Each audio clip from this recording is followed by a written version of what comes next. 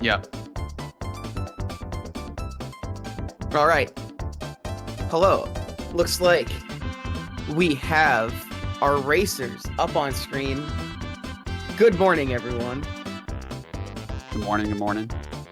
I'm Brandino. With me is Beeve in his first appearance on DKR64 races. We're excited to have you, Beeve, just as excited as we are to have this three-way race of legends this morning. Yeah, I can't wait to see this, especially the Adventure 2. It's gonna be it's gonna be throwing me Yeah. off. Being a new runner in this, I'm not familiar with Adventure 2 strats and tactics. I'm sure it's very similar kind of looking, but just mirrored. That's essentially it. And those coin races can be brutal with some of the locations. So I'm interested to see how we utilize the coin routes to go as fast as possible. Let me check with our racers here, see how they're doing. Okay, yeah, they're not ready just yet. But yeah, so just to talk about the three racers we have this morning, we have PsychodelicJoey, LeahKazuno, and Bandow. All three of them are DKR community legends in their own right. Joey is an on-again, off-again time trialer who will disappear for several months and then come up and get several world records and then go back into the void. Leah is one of our hardest workers, is literally always playing the game, both versions of it for that matter, and has been around the community for quite a while, starting with DS, working her way up to being the best time trialer in both versions. And Bandow is an absolutely excellent player. He's extremely good in plane. We were saying before this that Bandow is one of the riskiest plane players next to a bio, so we'll probably see him YOLOing his plane strats.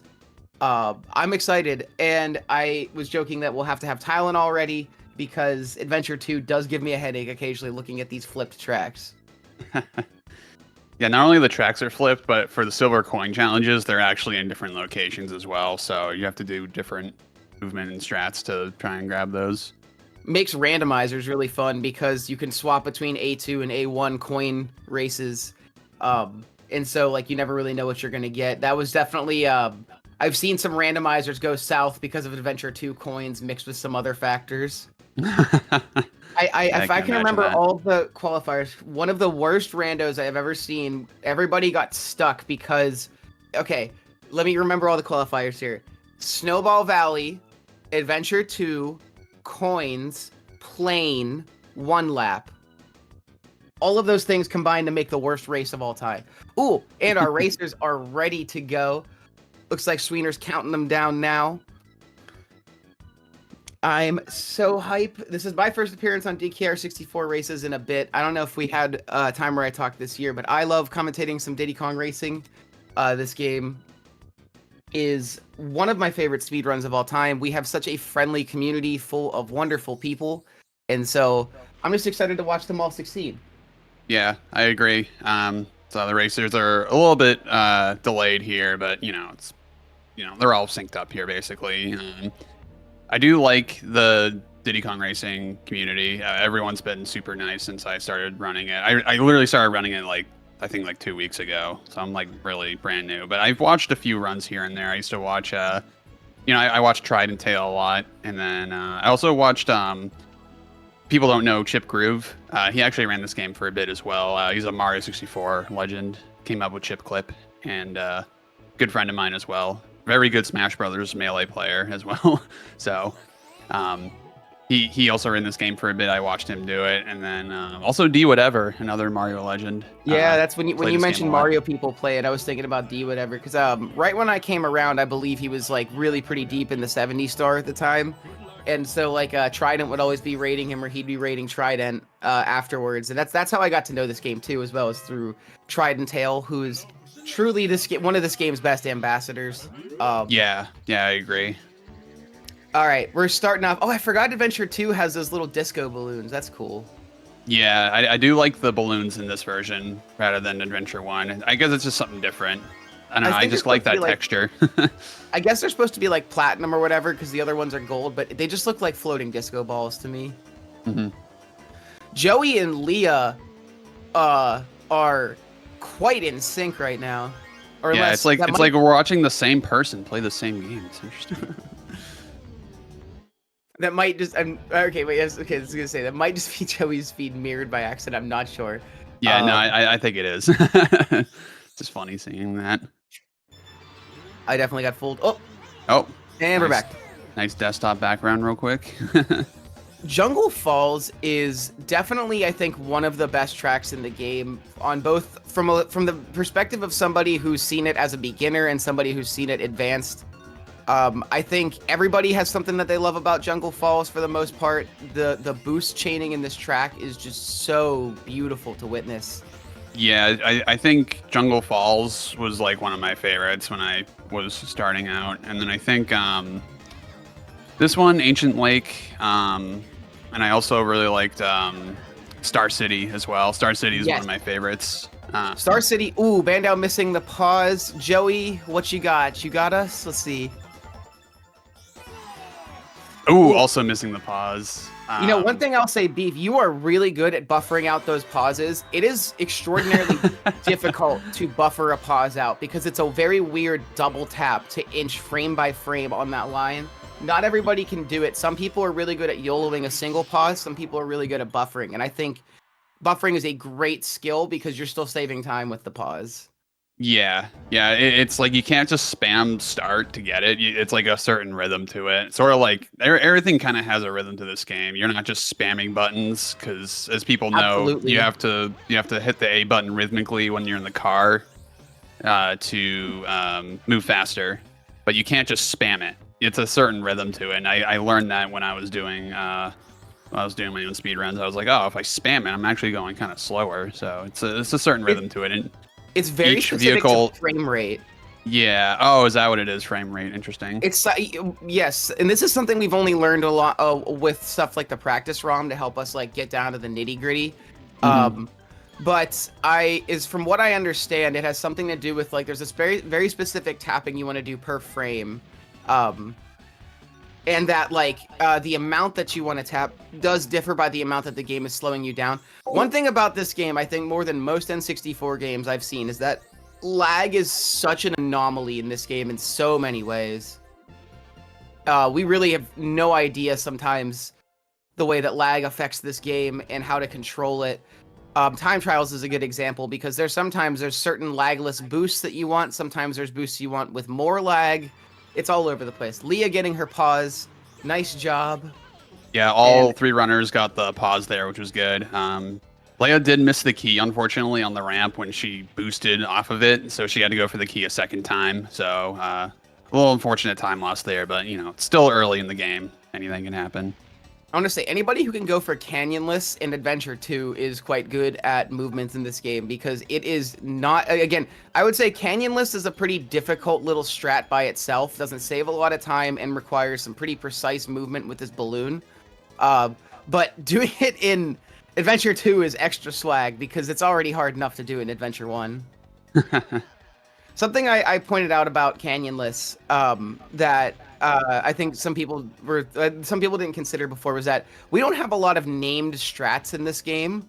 So if a strat is named, it's probably pretty hard. Is a general rule of thumb for Diddy Kong Racing. Like we have tons of boosts all over this game that have no name. Canyonless has a name because it's not easy.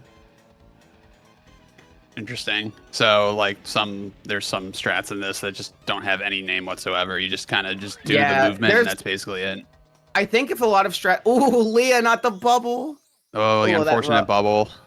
The comms hate you on this particular track. They loved like Fossil Canyon in particular gets littered with enemy projectiles by the end of it, and you're lucky if you don't run into any. Bubbles are particularly bad one to run into though. That's just kind of a bad luck of the draw. Yeah.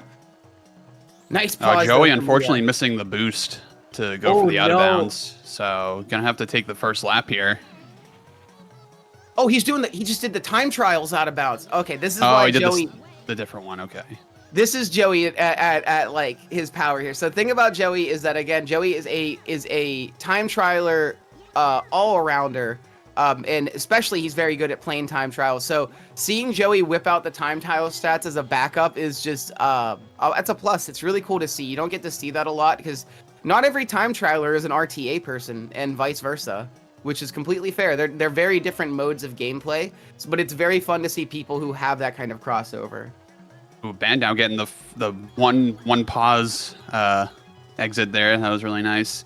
It's crazy to me that Bandow these is runners are doing out of bounds like in Adventure 2, because doing out of bounds in Adventure 1 normally is still extremely hard to do.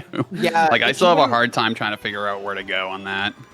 yeah, and like Hot Top is probably the easiest out of bounds and still has a lot of potential to be messed up. Like even when you're good at it, you can accidentally go back in bounds, make a bad turn, miss your checkpoints if you're trying to be a little too YOLO with it. And speaking of checkpoints, tricky time. All right, let's see if All right. Bandow gets the first attempt, and unfortunately not. I learned the Wait, hard two? way that this is kind of like the coin flip of this game. It's kind of like a 50-50 whether or not you're going to get this checkpoint skip. Yeah, this So essentially what you're doing is trying to like lap over a certain checkpoint, and if you get it, the game just thinks you are on like the second to last or third to last checkpoint in the tricky race. The tricky race is really, really Leah. long. So Leah getting it first try, really good.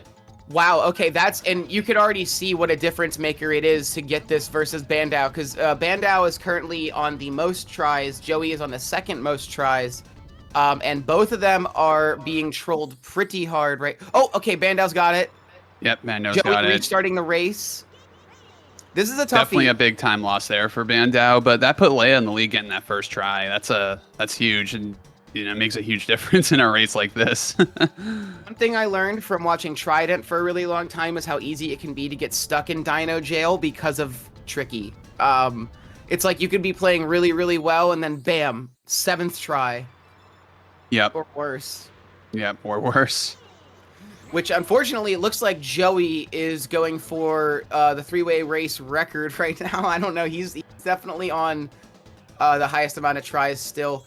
Bandow just barely eked it out. Joey struggling to get on the wall a little bit. Another thing about this trick is that I feel like part of me wants to just ride the wall a little bit more because I feel like it's going to work. But the reality is I've seen people do this all kinds of way and still get the checkpoint. There's no consistency to grabbing the check. Oh, Joey's just opting to race. Okay, yeah, probably a good idea at this point. Yeah. That's gonna be quite a bit of time loss. But the beauty of 100% is not only you get to do this once, you get to do it twice. So maybe Joey can get it first try on the second attempt. Leah fire mountaining pretty good. Bandow just barely missing an egg, unfortunately. Definitely wants to grab a missile before dropping this because the comm always likes to kind of get near your nest towards that third egg. Yeah, Fire Mountain's really annoying. Yes, that's kind of what I was going to say. Fire Mountain is relatively unpredictable sometimes. More so than, let's say, oh, he got an egg stolen at the last second, opting to reset. Leah entering the first silver coin challenge. Our racers have effectively split off right now. We're in 3 different places. Yeah, very different parts of the run already, and we're like 10 minutes in, so. Dino is such a huge question mark in this run. Luckily, it's early on because it's like we can get it out of the way, I guess, but it is a huge, what am I trying to say? Just a difficult thing to do at the beginning. Oh, no, not the water. Yeah, well, there's a coin like that kind of leads into the water that you have to kind of jump for, and I forgot that was an Adventure 2, so Leah's gonna have to jump into the water again, unfortunately. Man, the developers really Hated the player. They hated you in Adventure 2. Oh my god. Yeah. Oh, we're gonna have to grab that going coin back on the for the bridge last too. coin. Wow. Yeah, this is honestly, another thing too to mention is that it's a skill to know the Adventure 2 coins to some degree because not every runner of this game even interacts with Adventure 2, let alone has a good route for these coins. I mean, I would say that we don't even 100% know what the fastest routes are for regular 100% coins. There's a lot of ideas and a couple different things that we do. But Adventure 2, forget it.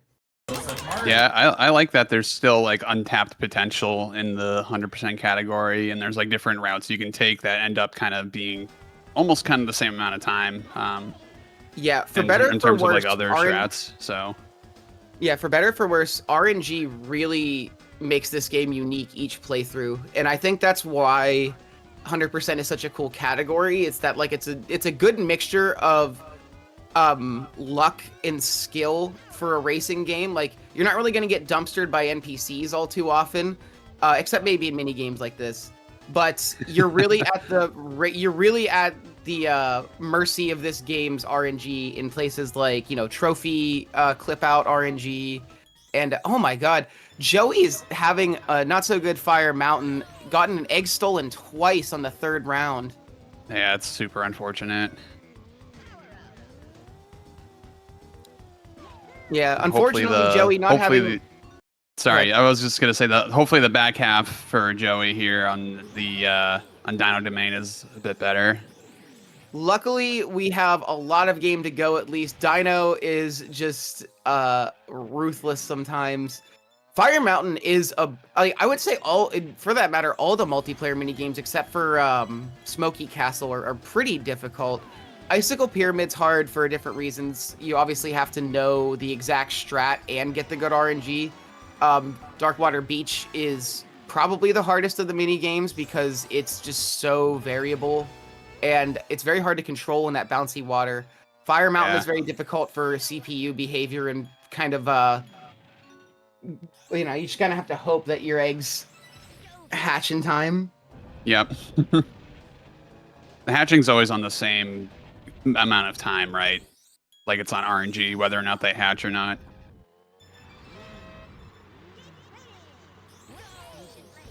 So I'm not too sure. I'm assuming it's probably the same amount of time every time. So say what was the question? Same amount of time for? Oh, for the eggs to hatch. It's the same amount of time every time, but okay. as far as I know, but it's the CPU behavior is somewhat random, so that like sometimes they could be coming for you and stealing your eggs, and other times you could be right up on them. That's why you want to, usually I think the strat is to have a guided missile by the time you place your 3rd egg so that you can spawn camp on the nest. I see. Interesting.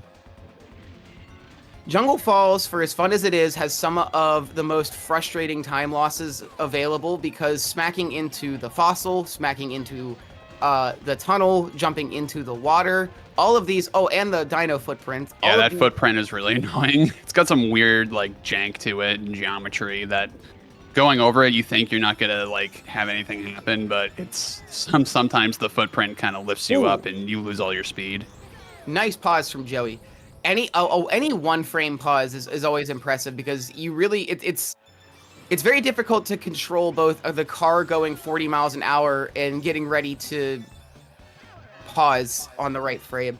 Although I would say from experience, sometimes if you can get the car airborne and just kind of angle it towards the where you need to go, it's a little bit easier to get the pause because you don't have to control the A button as much. But when you're driving, you have to tap the accelerator as much as you're pausing for the thing. So it's way more difficult to buffer out a pause when you're just like straight driving.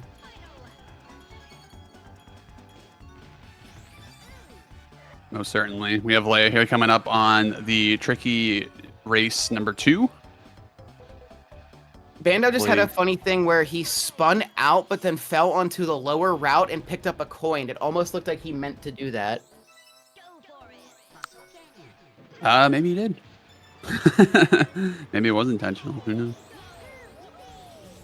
Oh, I love this power up. Oh, never mind. Bandow got the power up where he had like 10 missiles, and I always loved that power up as a kid. You could just spam Z and just spam a bunch of missiles. It's always funny when runners get it and they just dump a bunch of missiles onto the NPCs.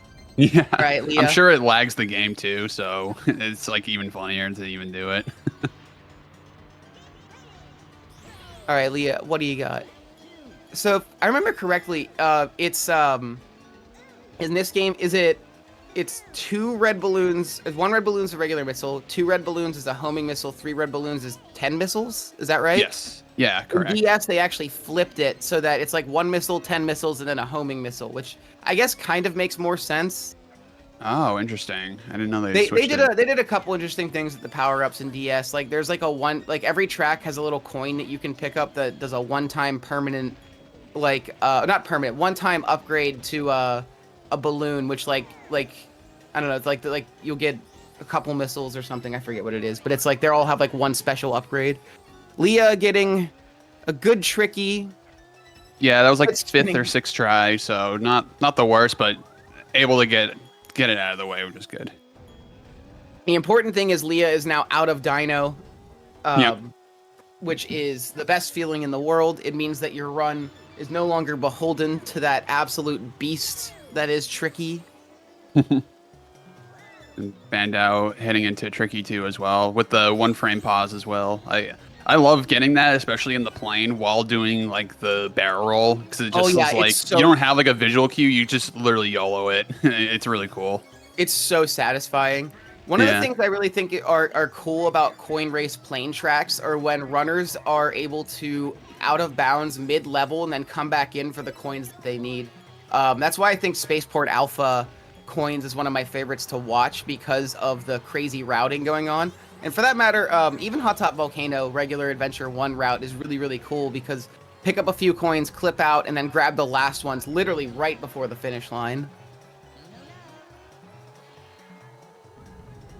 One thing that's tricky about plane is that when you're at very, very high speeds, you don't want to be using the accelerator at all, because if you tap that A button, all of that speed that you've gained is going to be capped almost immediately, and you'll notice like when the plane has to do that. So what makes the out of bounds in Hot Top difficult is that you need to be doing very quick, sharp turns in plane without using the A button so that you don't lose speed and you can immediately pick back up. But obviously you're still tapping the brake, so you have to be very specific about how you do your sharp turns so that you don't lose too much speed so that you have to re-grab the accelerator. Plane is so complicated, it makes my head spin sometimes.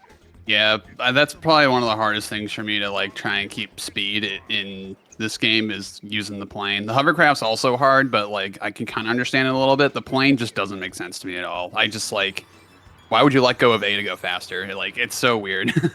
Yeah, and you know, it's so counterintuitive in general, the letting go of the accelerator for high speeds, because no other racing game I've ever really played does something like this, at least that I'm aware of. And the muscle memory actually sometimes transfers, because I run a couple racing games on DS, and Diddy Kong Racing DS still has the thing where if you let go of the accelerator on zippers, specifically just zippers, not blue balloons, but it's the same thing. Let go of the accelerator on zippers to get a higher speed. And then I go and play other games and I'm letting go of the accelerator. I'm like, wait, no, I'm losing time from. Stop doing that.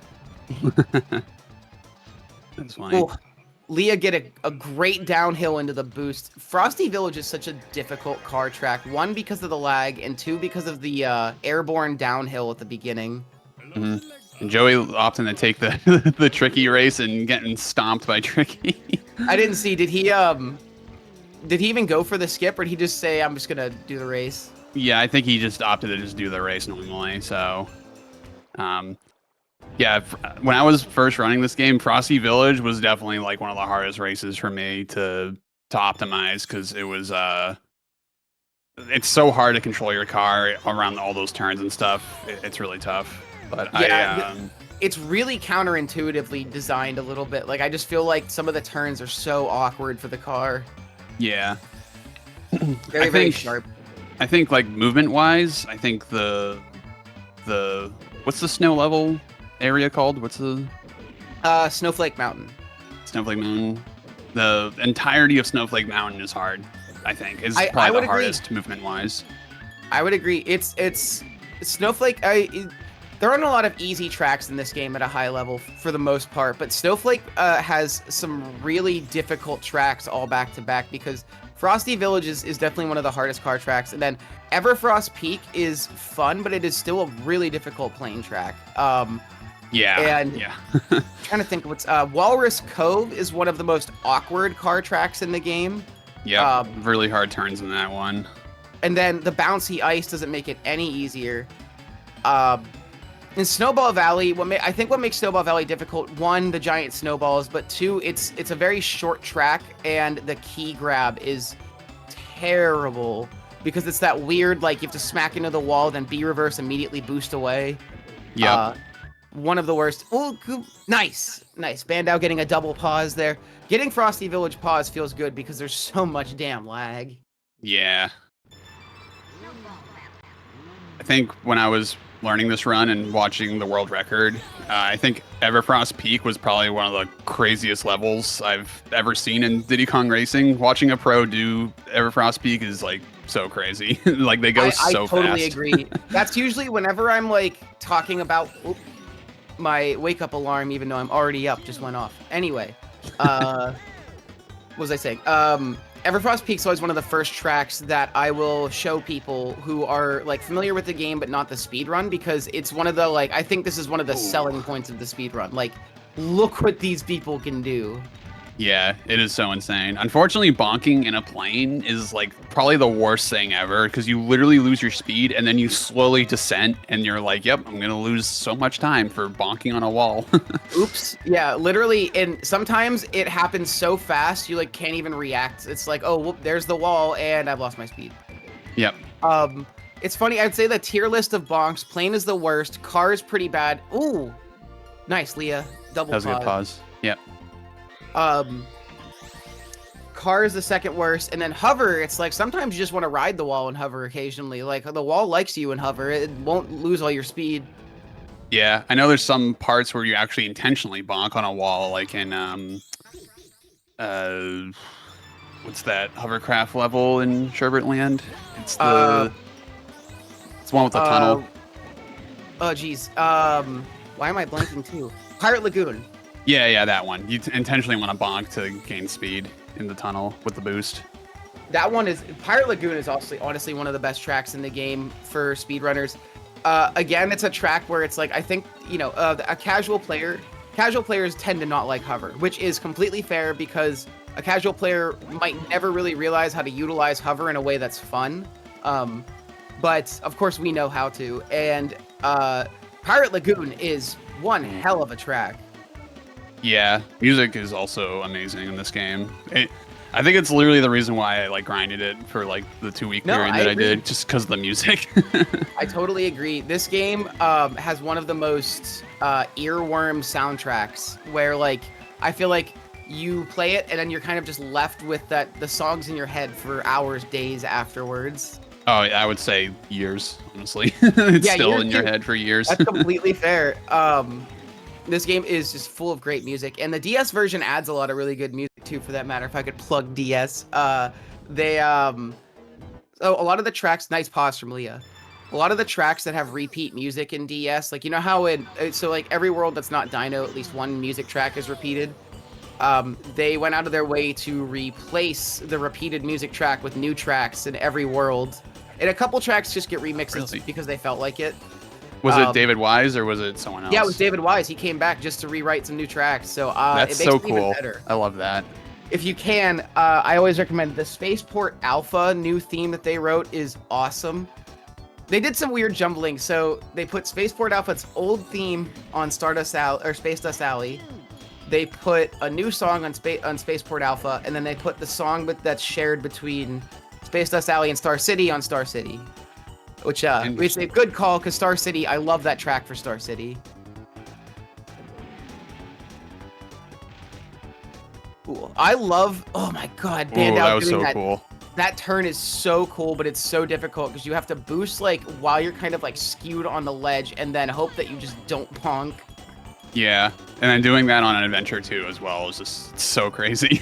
Yeah, seeing the YOLO strats on Adventure 2 is especially impressive. Yeah. Oh, I love that little. Speaking of riding the wall and bonking for Bubbler, or not Bubbler, Bluey rather. Leah was just doing that strat at the end of Bluey 1 where you boost chain 2 balloons and then ride the wall and then bonk into the goal. What a cool little strat. Oh my god, dude. Oh, just what I was about to say, Joey's cooking right now. He just bonks into the wall. Joey's definitely. Joey and Bandow are two of the best plane players in the game, so this is definitely a treat to watch them like really just like cut loose with some of these crazy strats. Mm-hmm. I also love one of the coolest things about Everfrost Peak is that like you're almost never not chaining a boost. Like this entire level is just non-stop boost if you're doing it right. Yeah, if you ever look at an input display of a pro runner doing Everfrost Peak, they just never hold A ever. It's never tapped. Except maybe the beginning. That's it.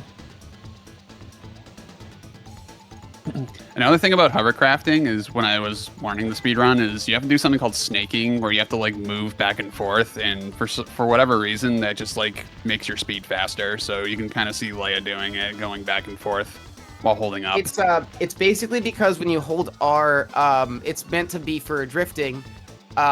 Whenever you're holding R, you get a ton of turning speed. And so what we're doing is basically just turning our turning speed into our regular speed by snaking repeatedly. I see. I guess it's because the hover is so slippery that they wanted to give you more speed when you were turning. So it's really cool that we can just kind of utilize that to our own end. I see. Interesting. Yeah, I Hover, know Mario Kart DS has snaking as well, so it's kind of cool that there's another racing game that also does that. yeah, this game, it's cool too. I think this game's strats are relatively unique to it. Very, 'Cause not a very lot, unique.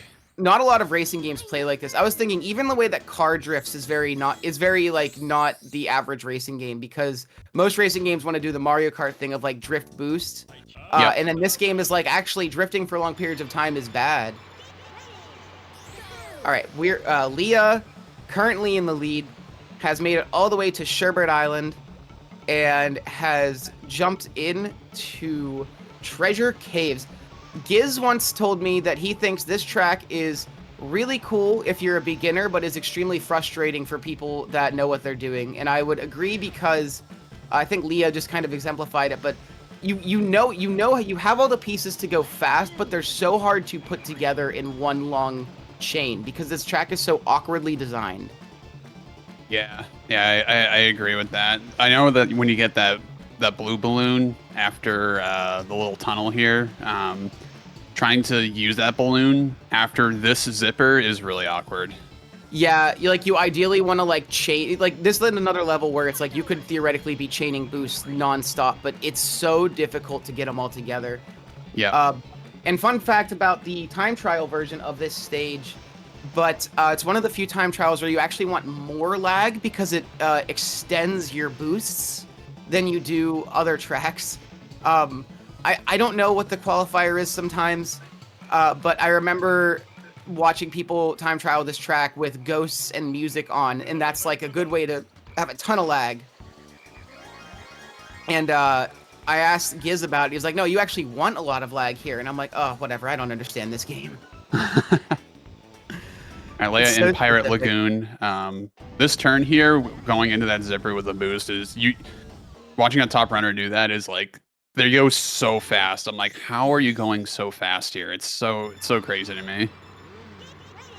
Yeah, this is such a cool track. Ooh. And yeah, fortunately the comms just occasionally, I said the comms don't get in your way too often, but they do like to do things like steal your balloon and leave stuff all over the track.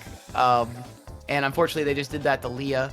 Mm-hmm. But it's okay, she's a pro, she's got this. Oh, the one pause there was nice. Whew. So Sweener says lag at end of boost equals good. Lag at start of boost equals bad. That makes sense. So yeah, if there's no lag when you start the boost, you're kind of launched faster, and more lag at the end of the boost means that it gets dragged out for longer. So yes, we have to work so specifically with the lag in this game. It's so goofy sometimes.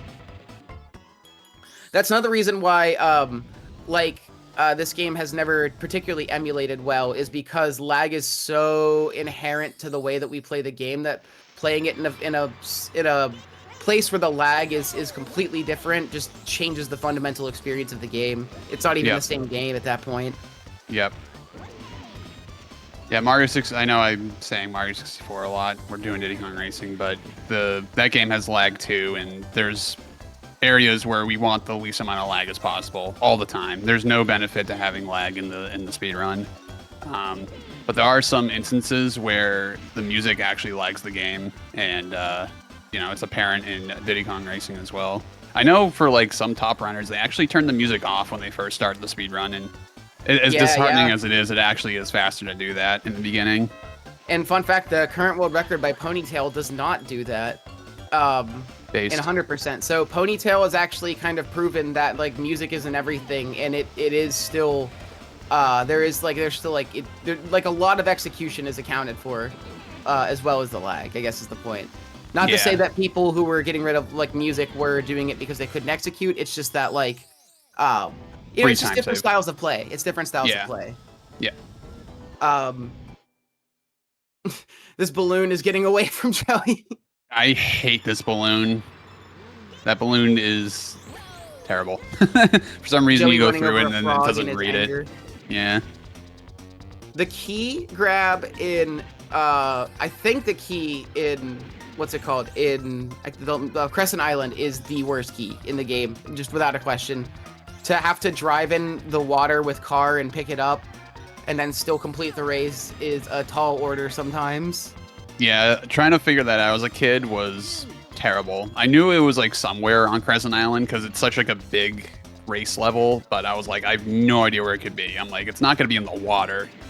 The game doesn't want me to go in the water as a car, obviously, but nope, you have to go in the water as a car. Somebody once speculated that maybe they wanted you to go back in and use the hovercraft, like to like emphasize like that tracks have different vehicles. But why would we do that? Yeah. Grab it in the car. All right, Bandow. Ooh, great water cycle when Bandow went in. He was able to immediately grab the key. That's another thing about that key that makes it annoying. Not only are you driving through the water, but you're bobbing up and down in a specific cycle, and you can kind of get off cycle, and it takes a second to grab the key because you're below it, which is annoying. Joe with the 1 frame pause again. Love that. Still crazy to think that in this game, all this game's nice 1 frame from Bandow as well.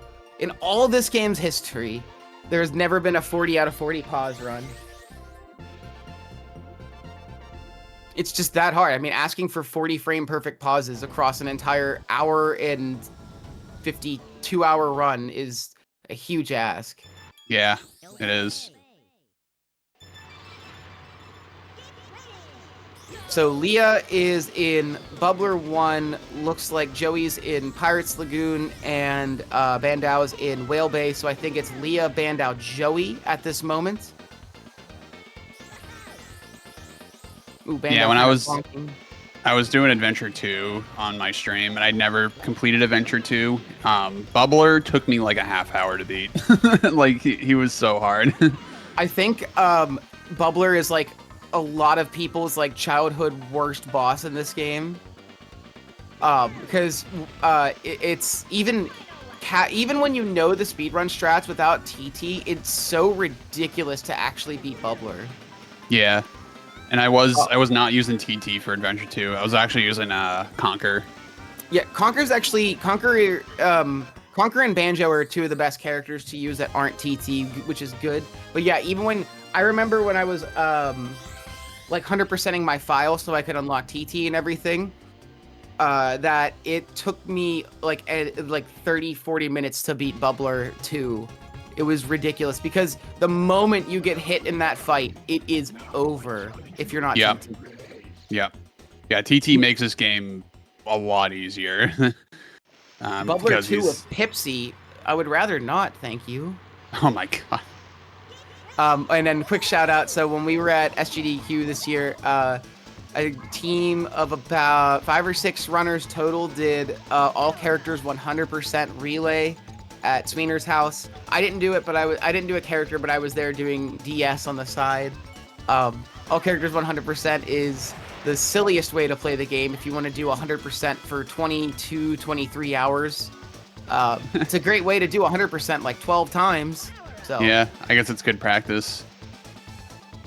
I think what's fun about high-level DKR is watching good runners play with the worst possible characters. Joe again, that good cycle there on the water. I also forgot, Crescent Island has no blue balloons. Yeah, one of the only tracks without any. It's kind of nice because that means that you can just utilize your time trials knowledge like utterly and completely. Because definitely blue balloons can completely change a track or two. Yeah. Some tracks are just like they're blue balloon and they're non-blue. Ooh, good turn nice, there. Joey. Yeah. Joey said a ton of good 1 frame pauses. Yeah, it's Crescent Island and Haunted Woods are the two that don't have blue balloons. Also, what was I going to say? Crescent Island, the ending where you have to boost around that rock formation in the tight, like that tight drift. One of the hardest strats in the game, in my opinion. That one's really tough to not bonk on. Sometimes when I do runs, I sometimes just take the purple boost because sometimes you get too much speed and taking the shortcut is faster anyway. So I tend to do purple boost there just to make sure I have don't go too fast there. It's not a bad strat. It's definitely like YOLOing that is something that I am always impressed with top runners for being able to do. I find it very difficult to maneuver. So Leah is entering her first trophy race. Now I'm blanking on the route, but I believe that you start with Dino Trophy and then eventually do the other ones, or is she going to be clipping out and going to Snowflake and or Sherbet? I think it's the later half, because usually you want to do Dino afterwards. Yeah, if I'm right, Dino's typically like third, and yeah, typically. Because yeah, it's like I think I can't remember the route. I think it's Snow, Sherbet. You do yeah, 2 wrong warps. That yeah, Dino is third. That's correct. So I think it's Snow then Sherbet, but or it could be Sherbet then Snow. I'm struggling to remember. Depends on your warp, obviously. So, like, if you get a good warp, you can go to either Sherbet or Snowflake Mountain. But, or we could see the mythical Dragon Plain. Yeah, or you can go there too. The wrong warp, you do Sherbet first if you don't get over. Okay, yeah. So it's dependent on what you get. Okay, that's what I couldn't remember. Yeah, Beef has gotten more Dragon Plains than most. I swear I've gotten 1 overworld warp, I think, ever when starting this run. I think so. The general percentages, as I understand them, is that it's at about a 70% Dragon Car. I think 10% Dragon Plane and like 20% Overworld or something around those numbers. The gist probably, of that Dragon... I think I've gotten Dragon Plane maybe more times than Dragon Car. I'm not even kidding when I say that. All right, well, I think it's time to buy a lottery ticket. I think what's so sad is that I think that's slower too, right? To have that over car. It depends. I think it's almost always better to be able to do dragon stuff early, but I actually don't know. What's interesting about the route is that we don't really know what I don't know what like a complete optimal route looks like. Joey reset really fast there. I was worried that he did it before the race ended, but I think we're good. Yeah, I saw that. I was about to say, like, he resetted so literally the frame perfect reset. So risky. Overworld, Dragon Plane, Overworld. Okay, so that's never gonna happen. Imagine like this is what makes this game so difficult is that the RNG again is not like you're up against NPC RNG. The literal route of the run is determined by RNG to some degree. I wonder if there's going to be a point in time where some Diddy Kong Racing scientist is going to figure out the RNG manipulation for the overworld. Warps. When I first started running Diddy Kong Racing, I was I think it was like 2020, so I was like a year or so out. I was like maybe like a year out of undergrad, and I remember talking to I graduated in CS, and I had a assembly teacher who taught like assembly language, and I was telling him about like decomps and stuff, and he was really interested, and I remember he wanted to actually look into and dive into the overworld, but he never did. But I thought it was funny as like I convinced a professor from my college to look into overworld warp. Well, sometimes you need a freaking college degree to understand this crap, you know? No, like, you really need to understand the lore in depth. Like, has anyone ever seen a Pan and Coic video? Like, yeah, dude's the actual the scientist of Mario 64. Pan and Coic, like, no joke, as somebody who has been in a college research environment, Pan and Coic works harder than some people that are currently doing their life's research. Yeah, I agree. Like, and he probably knows more about Mario than some people with a PhD in a given field, to be honest. Agree. Yeah, I agree with that as well. It's crazy. Yeah, we could definitely use more decomp around this game. I'm fascinated particularly by Wrong Warp even existing, let alone having these weird, like, randomly get Dragon Plane and stuff. Like, it doesn't make sense. Bandow getting the Overworld Warp. Oh, wow, I didn't even see. So Bandow, yep. Okay, so yeah, Overworld, I believe, yeah, so he's going to Snowflake. Yep. So the route's gonna be different here. Okay, Icicle, so is Icicle Pyramid looks like, so these tracks aren't mirrored. That's nice. Because I would not want to do Icicle Pyramid strat and then figure out a mirrored version. Oh yeah, I forgot the battle courses are mirrored too, right? No, I don't. As I was saying, I don't think they are because this looks normal. Okay. I was gonna say I would not want to do. Oh wow, I think he just got a double kill, Crunch and Diddy at the same time. Wow. Whoa.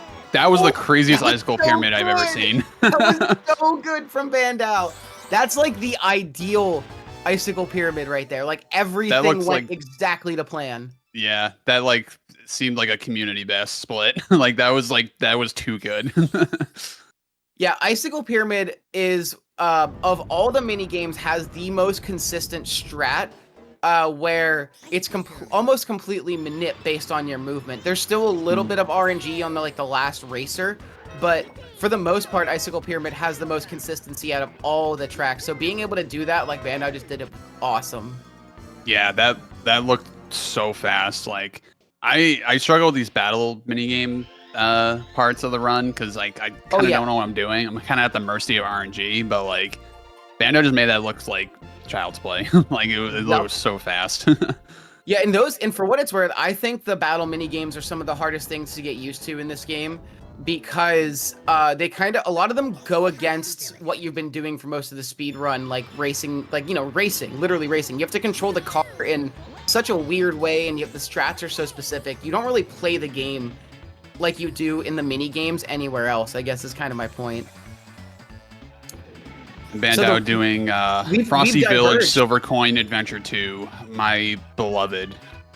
We've diverged pretty heavily because Leah is in Sherbet, Bandow is in Snowflake, and Joey is getting ready to do his warp, so we don't even know where Joey's going.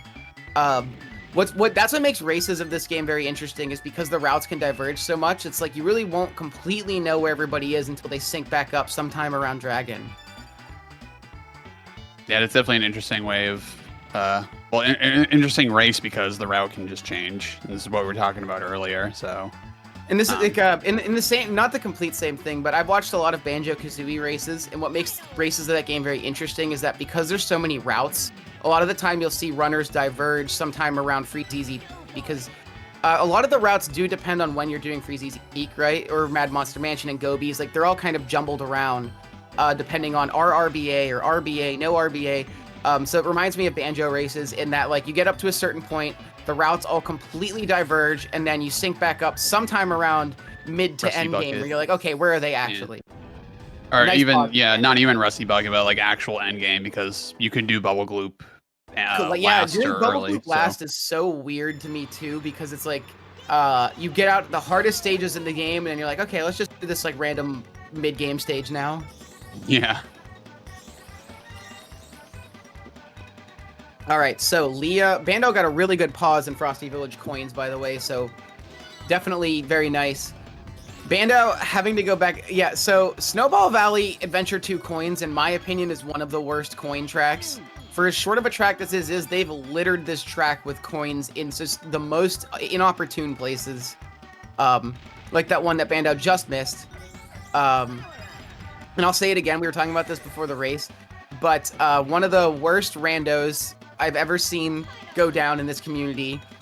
Everybody got stuck because it was, okay, there were several qualifiers here, so give me a second. It was Snowball Valley, Plane, 1 lap, Adventure 2 coins.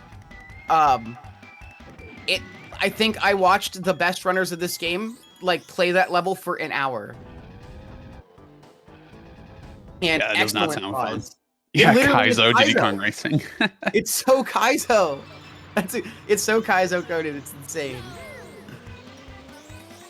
All right, Bandow heading into Everfrost Peak. I'm interested to see where the coins. Oh gosh, that's a terrible location. Yeah, I think Everfrost was one of the hardest for me to like find the coins because I'm like, where are these coins? They like blend in with the environment because it's so ice and white and like blue, so they kind of blend in pretty easily. One thing about Rareware in the 90s, they loved their Christmas tracks. Oh yeah. Like, I'm trying to think. There's so many good little. Diddy Kong Racing is some of the most overt Christmas music too that they've written besides like say Freeze Easy Peak, because Walrus Cove literally uses like parts of Santa Claus is Coming Tonight, which is I always like, you can hear it. Yep. I'm pretty sure David Wise was trying to go for that kind of Yeah. That kind of vibe. I'm sure he was also sick of writing Christmas music for Rare. Oh yeah. It's so funny. Yeah, they so many of their games had such robust snow levels, and Diddy Kong Racing is definitely one of the most like it's just like you can tell they were having a blast. Ooh, nice Nice Bandow. pause. Honestly, they've been like they struggled a bit in pauses in Dino, but all three runners have really like upped their pause game since they left Dino. Okay, and Joey gets Dragon Car, which I think means he's going to Sherbet. Yeah. Yeah, so Overworld is slightly closer to... Oh, no, he's going to Snowflake. Okay, I guess, yeah, do that if you want to. I was going to say, Overworld is slightly closer to Snowflake, which is why you want to take it, and Dragon is slightly closer to Sherbet, but Joey might just be trying to force a route here, which is also just fine. Fun fact about Icicle Pyramid is that there is a very difficult strat to enter it early that Mr. Ponytail has been working on putting into any percent for a long time, and I think he's actually gotten it enough. He's completed a few runs with Icicle Pyramid early. It's not an easy strat, but he's been really devoted to putting that into any percent because it's theoretically much faster. Okay, Joey messing up the manip, Pipsy stealing a balloon. Unfortunately, this Icicle Pyramid getting off to a rough start. He can still absolutely salvage it, but yeah, you can tell Joey's a little bit flustered here. Ooh. Okay, so now it's completely diverged. Joey's kind of at the mercy of the CPUs here. He might spawn camp in the middle. Might be his best move. Yeah, trying to back this up seems like a pain. It is. The comms just are so, like, they're so rude in this track in particular. They'll drive aimlessly away from you for, like, minutes. Yep. Like, they don't even try to engage you. They just run. Diddy's one more shot. And, there Thank you God. go. Okay, not a bad recovery from Joey. It's definitely not what you want to see, but it could have gotten a lot worse. I think Icicle Pyramid, you know something bad is happening, chasing the racers down. Mm-hmm. Like if you've given up on spawn camping, unfortunately, that's maybe the worst it gets. All right, Leah is going for trophy storage number 2. Let's see if we can get some beneficial RNG. Bandow not far behind though, so Leah just finished Sherbet 1 or Sherbet 2. Meanwhile, Bandow finishing Snowflake 2. So they're realistically not super far behind each other if we consider just like goals completed. Yeah, it could still be anyone's game. Oh, I like that little the love tab. Yeah, I love that little drift that Bandow did on that little mound. Pretty Yeah, cool. so the snowballs, for whatever reason, actually kind of give you a slight boost when they smack into hover. So it's somewhat beneficial to get smacked by a snowball if you're in the hover vehicle, and only in hover. One of my favorite strats is what Joey just did in Frosty Village, which is that that large downhill boost into like an immediate turn the moment he lands. Yeah, that preserves your speed, right? And like turning the moment you land is a little bit tricky because if you're slightly off angle, you could turn completely the wrong way. Which is something that's kind of frustrating about this game, is that sometimes it's very easy to just get a slightly off angle and then your car doesn't do what you want it to do at all. Ooh, hitting that tree, unfortunately. All right, Bandow beginning trophy storage.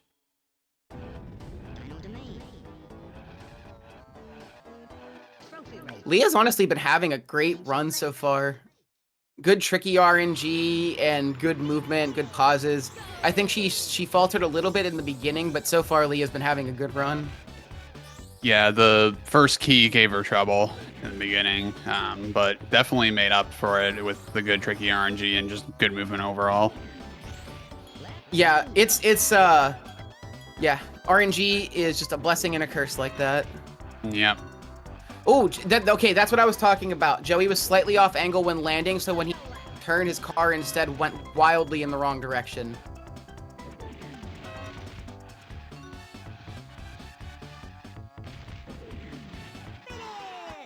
Also, fun fact, the route that Joey is taking right now is actually the route that we take through this little forest, mostly the route that we take through the forest in DS.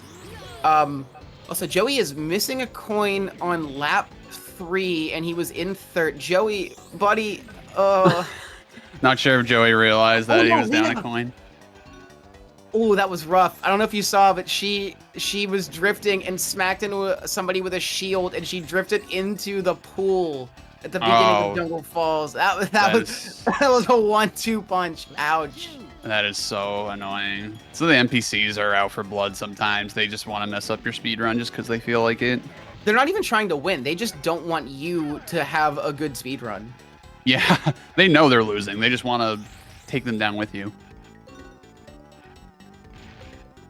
If they can't win, nobody can. Yeah. Joey reversing. I think he might have thought he missed the coin or something for a second. I'm not sure. Yeah, I think the coin is there in Adventure 1, so I'd be getting confused with where the coins are. Oh, no, actually, that's an Adventure 1 location he's looking at. Yeah. Oh, I don't think Joey. It's behind the tree. He passed it.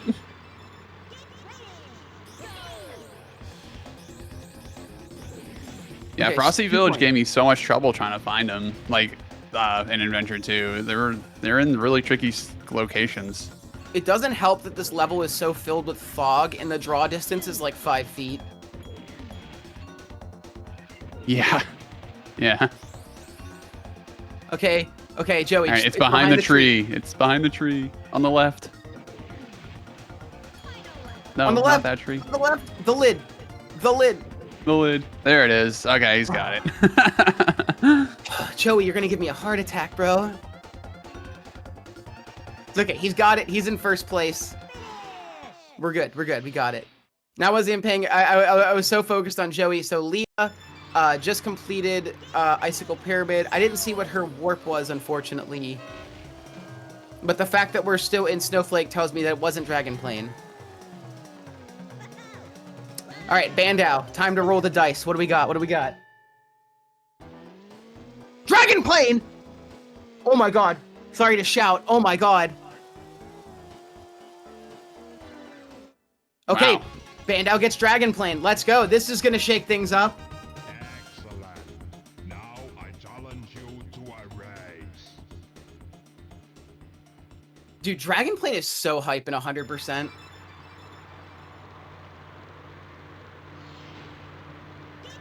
I actually don't know what to do when you do get Dragon Plane. In 100%, you go to Smokey immediately, because what's going to happen is that when you beat Smokey 1, all the levels are still going to be stuck in their Smokey 1 state, but then you can do the FFL thing, and when you pause at the end of the level, you can reset the stage and do the coins immediately after. So you actually gain time on like menuing and having to go back into levels for coins if you can get all 4 pauses and get Dragon Plane. Interesting. That's like the main, what's the word? That's the main benefit of Dragon Plane in 100% is having skip overworld movement. Meanwhile, in any percent, Dragon Plane is literally required to make the run work. Oh, really? Just because you have to get to the... You have no way of getting fight. inside of a dragon level because you don't have enough balloons to enter oh, that's any right, of them. that's right. So you need Dragon Plane to go into Haunted Woods to finish.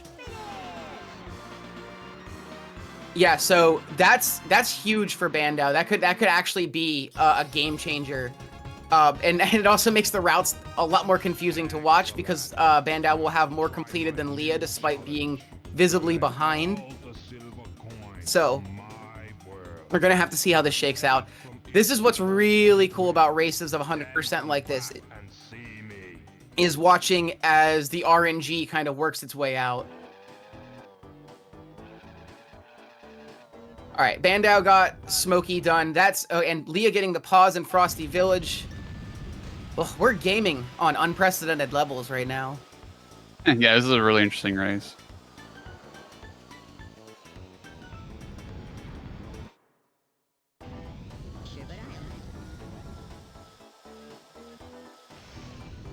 The Snowball Valley, like, Adventure 2 coins. I know I already said it, but my god, what are these placements? Yeah. They're just Yeah, like ever you said, so slightly, like, out of the way just to annoy you. Yep. Like you purposely have to slow down in locations just to make sure you grab them. Like that one. I do love the sprite for the silver coins in this game. I don't know, it just looks that they're so shiny. You just want to pick them up. They look great.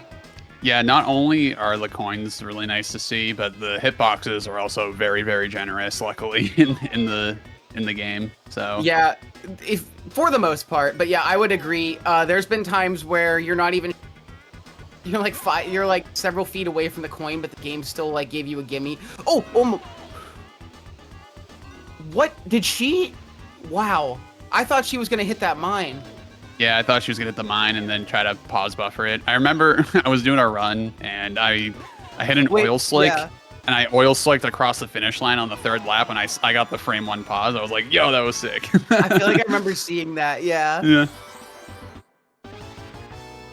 Do you think your experience with something like the pauses in Carpetless have helped inform your ability to buffer out pauses for this game? I don't know. Probably.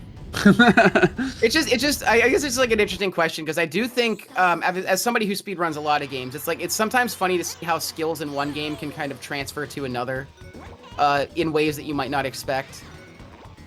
Yeah, I think speedrunning all different games, like myself as well, I don't have advantages knowing other speedruns to do another run, if that makes sense. That's fair, yeah. Because every game is just so different from each other. Like, maybe Mario Galaxy 1 and 2 are probably the only exceptions. I never speedrun those games, but because the movement's almost exactly the same. I would assume those games are probably similar in terms of movement. Yeah. It's the same engine. The only real difference is if you're playing Mario versus Luigi, and that's just in general, like, how high can you jump? Oh, wow, I didn't think Joey was going to get the pause because he had to speed up at the very end with some barrel rolls, but he got it. And a frame 1, too. Like, Joey's hungry. He's still in this. Like, he just needs a couple things to go his way, and he could be back in there. Leo with that 1 pause there was crazy mid-barrel roll. Yeah, those are the coolest pauses, is mid-barrel. We were talking about the one in Hot Top, but that's the one I think of as, like, that's one of the most satisfying looking pieces of movement in the game, is that final double zipper barrel roll pause. Yep. Joey using the boost to get up that little mound, that was really funny. I think Windmill Plains is another satisfying pause.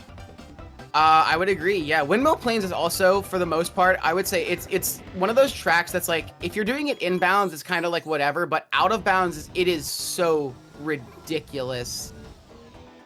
Yeah, I think I was trying to learn the out of bounds, but it was like, I don't know where I'm going. It was too hard to like figure out.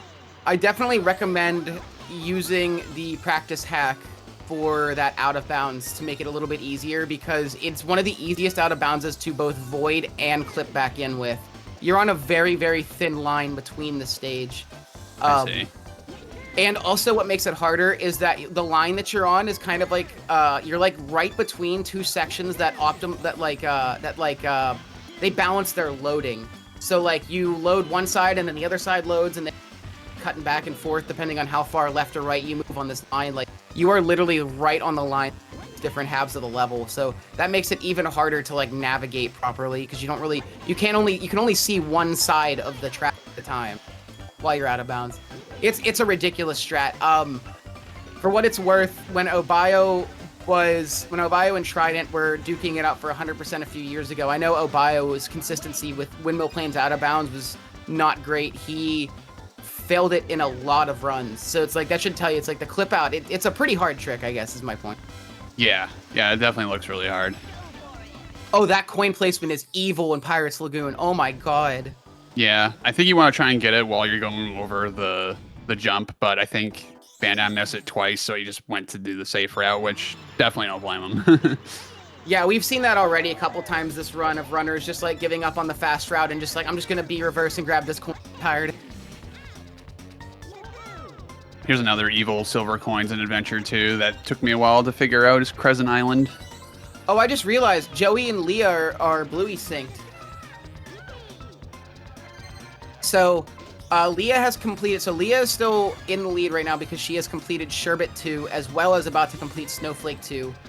Bandow has a dark horse in this race because he got Dragon Plane, meaning that he is going to save time over Leah in Dragon almost certainly. So yeah, this could really go any which way at this moment. RNG is still heavily going to be favored in the outcome. Yeah, no, this is definitely a really interesting race. Joey resetting, Leah resetting. Double intro, love to see it. I can hear it, and I don't even have the sound on. Hee hee hee haha. And then you hear the kids cheering. I always thought that was kind of, I don't know, as a kid when I was first playing this, hearing that just kind of was a little unsettling. I don't know why. I feel like it's just like those stock children sound effects tend to be creepier than they do anything else. I think it was the lack of music as well. It's just children cheering. I'm just like, it's kind of Yeah. weird. Haunted Diddy Kong Racing creepypasta. Okay, Leah and Joey both heading in. So this is Leah's third trophy race. So this is Dino for her, whereas Joey is going to be clipping out for Storage Part 2. Yep. It is funny though. One of the weirdest things for me to like get used to when I was running this was doing the actual Dino Race trophy, like without doing the wrong warp. I'm like, wait, I did the wrong warp, and I was like, all right, I guess I'll do Dragon's Lair, I guess. But I always end up forgetting that. I'm like, wait, I actually have to do the trophy race. Oh yeah, I'm the same way. And any percent is even weirder because of like the RNG swings are obviously much bigger in any percent depending on the warps you're getting and stuff. And especially what am I trying to say? The route is completely, obviously with the route being completely dependent on the warps, I always forget about Dino Trophy because I'm thinking more about the other trophy storage. Dino is so easy to forget. Yeah.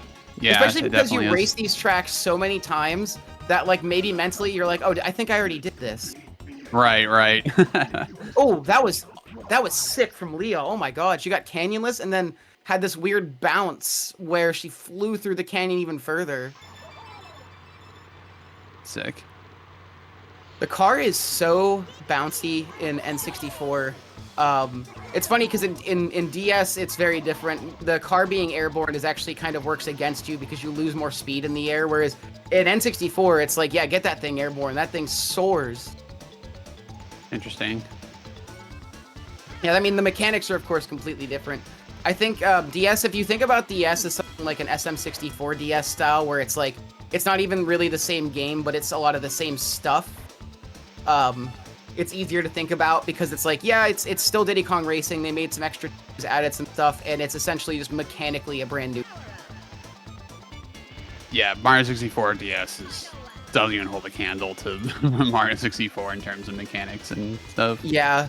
I think there's a lot of cool additions, and I wish more remakes would do what SM64 did and be like, hey, let's just add like 50 stars and several playable characters, just completely like revamp this game. I feel like remakes don't do that as much anymore. No, definitely not. I feel like people. Oh, that's the second time. Oh, Leah got it twice in a row. Thing. Dang. Wow, that's like the boost too. That's like a 2 nickels situation. Like, it's weird that it happened twice. Yeah, the DS version added 30 stars, and they just added like 100 MIPS in like different locations, and each character has a different MIPS in other locations that you have to grab. It's really strange. Brand new rooms in the castle that have like new stuff in it. Not to mention like all the bosses that you need to beat, the brand new bosses that unlock different characters. I think it's really cool because it's like, I think a lot of remakes these days tend to err on the safer side of like, let's be as faithful as possible, because obviously I'm not saying remakes shouldn't be faithful, but it's more just like, I think that's the safer way to play it, is like, let's a straight up remake, like nice new visuals and stuff. But I think it's cool remakes like SM64 DS, where it's like, let's fundamentally change this game, but keep a lot of the same ideas. Yeah. Don't see that as much anymore. Oh my God, Joey getting pushed back in, unfortunately, and is not giving up. Says, I'm gonna get this blue balloon, and we're doing this again. He might get a double here. Okay, he's got a double blue balloon. That's a bit weird, but it'll still work. Fun fact is that it's actually, let's say there's a scenario where you could combine two. Ooh, missing the loading zone because it's so goofy. All right. What do you got, Joey? Dragon plane?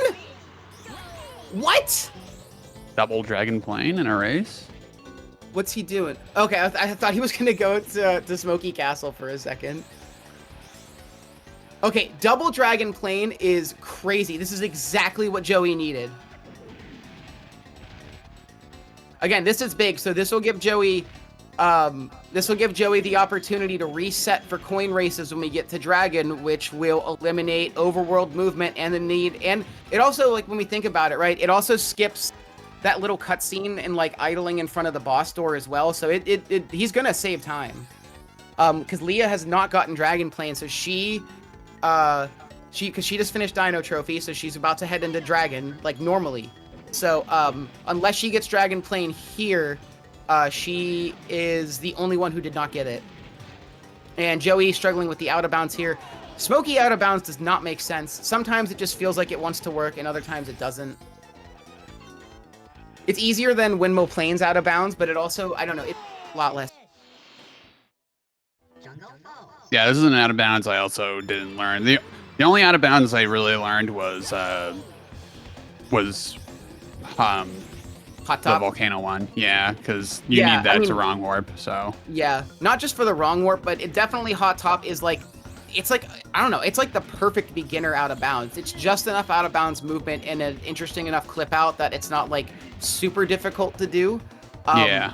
It's kind of perfect for like a beginner out of bounds. So I definitely recommend people do that. I do think you should look into Smoky out of bounds. It's not as bad as, like I said, Windmill Plains. It just feels a little goofier. Like the clip out is kind of weird. But the actual out of bounds navigation is much, much easier than it looks. You just can't go too low or you'll void, which is not that bad. Yeah, it doesn't seem too awful. All right, Bandow, I think he's in Dino Trophy? I'm not 100% certain. I think so, because I think he's doing the race normally. Yeah, he's doing the race. Yeah, he's doing the fast clip out for racing. Usually, if they're wrong warping, they'll grab the first blue balloon and clip out immediately, just so they can get under the start position. But if they go a bit further and clip out later, that means they're doing the track.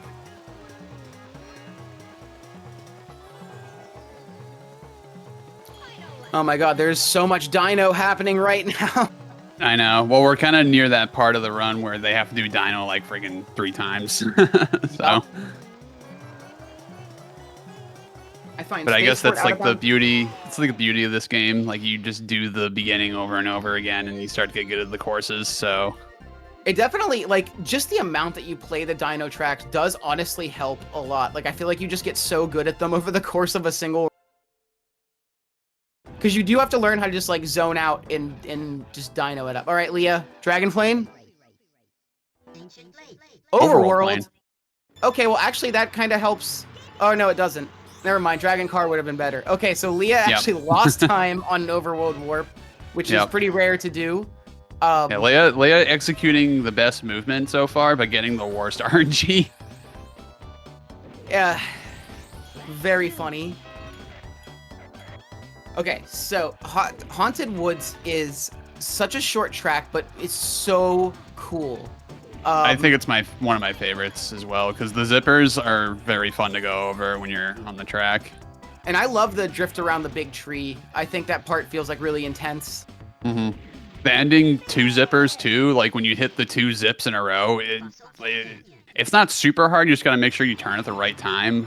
It's so satisfying, and you feel like you're a top player when you nail them both because you're going so fast, like that.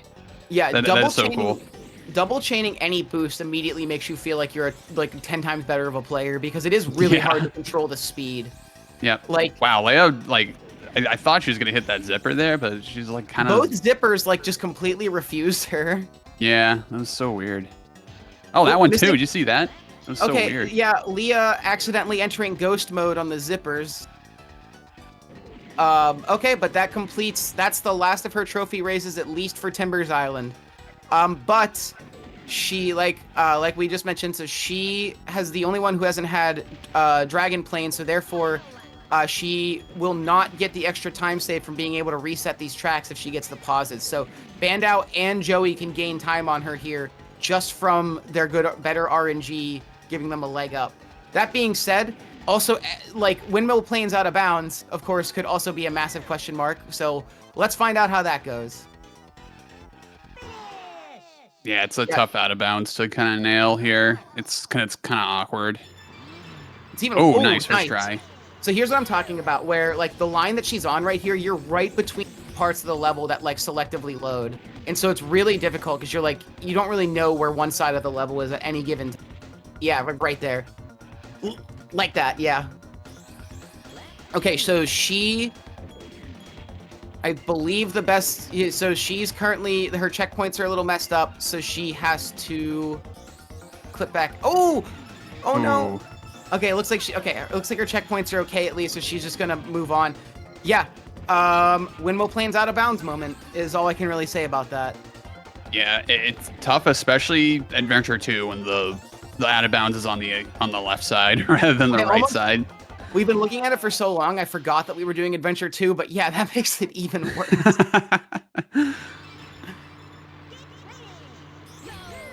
Okay, Dragon Car from Joey. I believe he still has Sherbet to do. So that's not terrible warp for Sherbet. Of course, Overworld would have been better, but Overworld is... I don't know. In the land of wrong warps, I always forget Overworld in favor versus Dragon Plane because Overworld just happens so much less. Mm-hmm. And Leah, unfortunately, not getting her pause there. Looks like she tried to YOLO it. Bandow completing Haunted Woods, I think still for the trophy race. Oh yeah, it makes sense if this is still for the trophy race because I don't think you do Haunted Woods this quickly otherwise.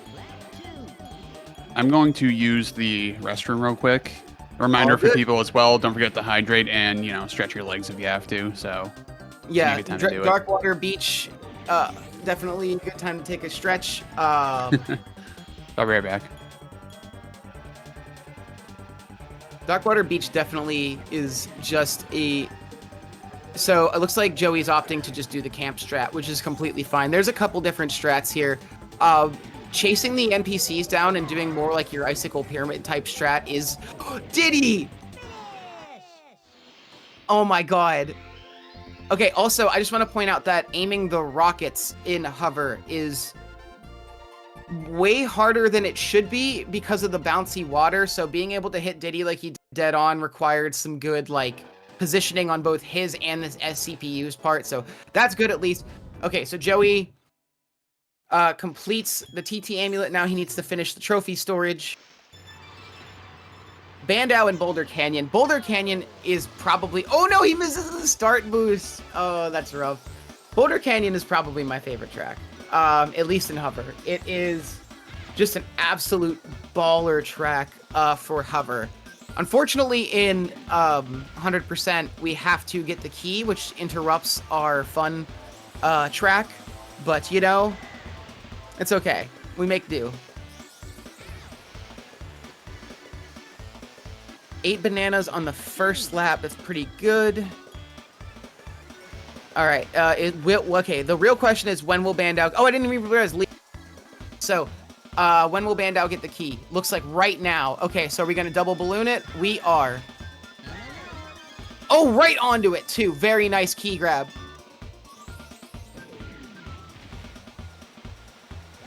I did not see if Leah grabbed the key yet, so let's see if she goes to grab it here. Okay, yep, Leah grabbing the key here. Will she get as nice of a key grab as Bandow? Ooh, nope. Stay on the wall, stay on the wall. Oh, no! She didn't get the key, and she... No! blood! Oh no! Okay, luckily that's lap 2. Okay, unfortunate for Leah. Unfortunately, Dragon has not been kind to Leah so far. Bandow, oh, that's rough. That's rough. So Bandow, both with, nice. Okay, so like we mentioned earlier, because Bandow got Dragon Plane and raised Smokey early, he could reset immediately for the silver coins, saving overworld movement to silver coins and avoiding having to do them after Smokey 2 or after the boss or whatever. So Bandow. I'm back. Oh, welcome. So Leah tried to grab the key in Boulder Canyon, smacked into the wall, and then fell past the bridge into the water, which lost her a lot of time. At the same time, Bandow got the frame perfect pause and reset for Boulder Canyon, so he's already gaining that Smoky time save over Leah. So not a good dragon for Leah so far. Had some rough little bits, but it's also not over. Bandow definitely has... Oh, wow, I didn't know that. That's a terrible coin location. Yep, that I know. Doing Adventure 2, I remember that one kind of throwing me for a loop as well. So I understand what the pausing does here now to skip it to save the time if you get Dragon Plane, because you do this sort of strat in Spaceland as well. So yes, it's the exact same strat because obviously there's no boss 1 race there. Yep. No one did the key grab shortcut race finish. I'm sorry, what? I'm confused at what you're saying, Andy. Okay, Bandow. So this pause is less consequential, but he got it. Wow. Bandow's pauses have been phenomenal this run.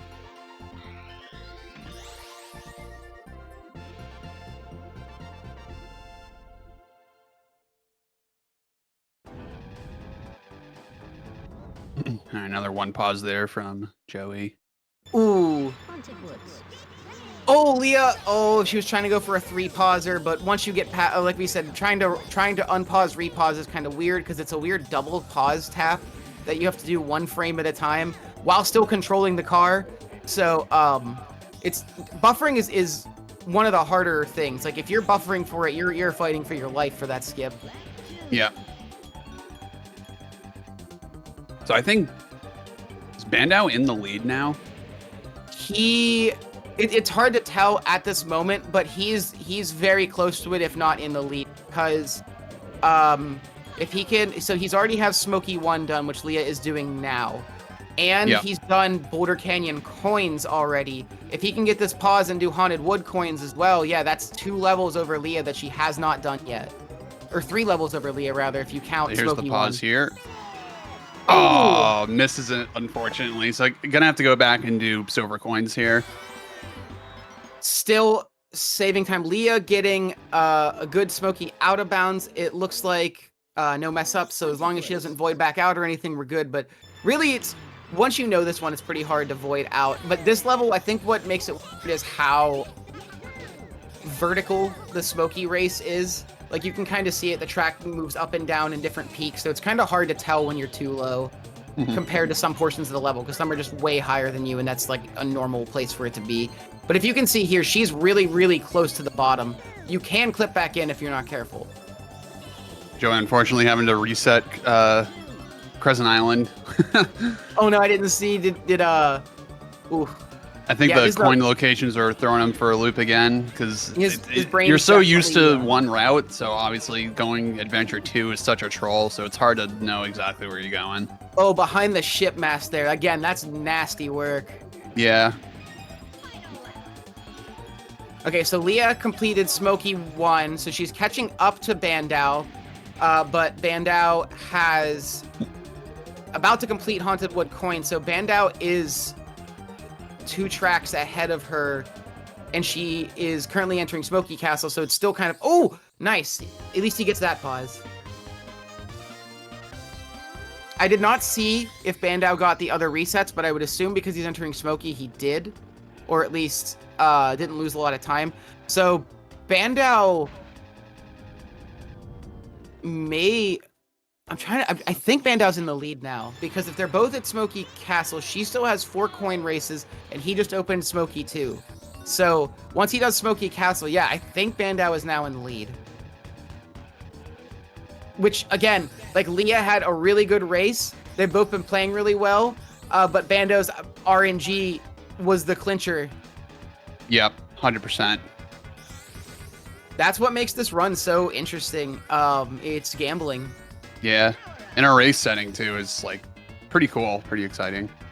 Yeah, because like other racing games, like we said this already, but other racing games really there's like ultimate RNG.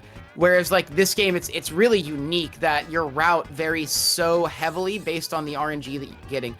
Yeah, this is such a unique racing game. Like I just there aren't a lot of games like this. yeah, racing games with like an overworld kind of objective. There's not really much like it anymore. Hell, Mario Kart World was the first Mario Kart game of that style, and it was made in 2025. It was released in 2025. It's really like, what am I trying to say? It's like really weird. It's like not a lot because I think Crash Team Racing does that too, or one of the Crash games. Nitro Kart does like an overworld thing, but it's kind of uncommon. They both do. They both do. They both have a overworld. I think Nitro Kart has the better overworld in my opinion, because the Crash Team Racing one is just kind of whatever, but the Nitro Kart one is like it's pretty cool because there's a lot of different areas you can go to, and I think I don't think I've ever seen a speed run of Nitro Kart actually, but I've mostly seen just normal CTR. I've seen I actually don't know which one I've seen, but it's on PlayStation 1, so I think that's CTR. That's CTR, okay. Because I see what's his name, Hypnoshark, doing that as he's a big he's the goat guy. of racing games. Honestly, every racing game, he's just the goat. He's like the best runner, I think. He plays literally all of them, except Diddy Kong Racing DS. If you're listening to us, play that. Yeah, he has a decent time in Diddy Kong Racing 100%. I think he has like a 208 or something. I love seeing new people pick up the game because we're not the most. Despite I feel like this game has a lot of shooters because people really like a lot of people grew up and really love this game. I think this. I totally understand that this is the kind of game like if you played it at the right time and you're probably obsessed with this game. Yeah, I was like when I was a kid. I played the DS version as a kid, even though I grew up in the N64 era, and I still really liked it, but obviously I would have gone nuts for this version. But it's really interesting. So it's like I was saying, this game has a lot of shooters and a lot of fans, but we don't get a ton of runners here. Always exciting to get new runners for this game. And I always love to see this randomly, like, checking the thing. It's like, oh, a speedrunner who normally doesn't run this game just picked it up because they grew up with it and they thought it was fun. That's what it was like seeing you playing it. Like, oh, hell yeah. Like, oh, my God. What a coin grab from Leah. Yeah, growing up with this game and, like, watching people do it, I was just like, I've always wanted to run it, so. Yeah, it's always good to have... We get, like, one new runner a year, mostly. Oh my God, grabbing that coin there. That's like the worst coin, I think, in the whole game. That might just be the worst coin. Oh my God. All right. Oh, Joey... unfortunate oil slick there. Man.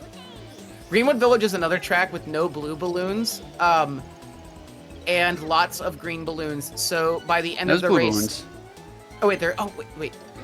Where's there's one. I'm sorry, there's one blue balloon. I always forget about it. It's used to get over a hill. Yep. Yeah, only one blue balloon. So this is a pretty technical track, but it also ends up littered with mines a lot of the time. And these tunnels are so awkward to navigate. Yeah, the ending of Greenwood Village is just so jagged. Oh, nice pause there. It was good. I love a good pause at full speed. Yeah. I mean, who doesn't?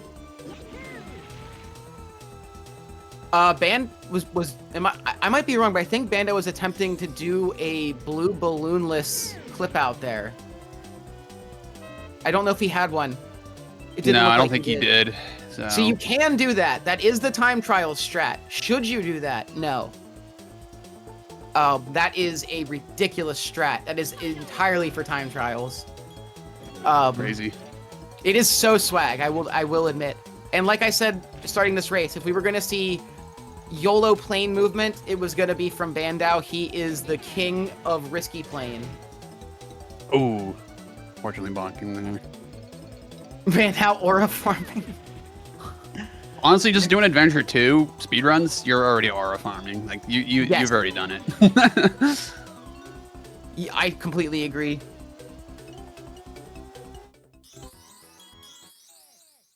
Nice pause there. Unfortunately, not getting not getting the pause resets on some of these levels, but at least getting the pause on the second time, which will still save him some time. It's kind of absurd how much time you end up of Taj with the pauses by the end of the run if you miss a lot. Like it builds so much. Oh yeah, definitely. Leah doing Boulder Canyon, I'm getting flashbacks of those logs that are just in the middle of the course, and it sometimes flings you in the opposite direction, and it's tilting as heck. Yep. Ooh. That wrap around pause there. I've never seen anybody do that. Yeah, that was cool. Joey unfortunately bonking into everything within a 3 radius. Yeah. His car is just magnetized.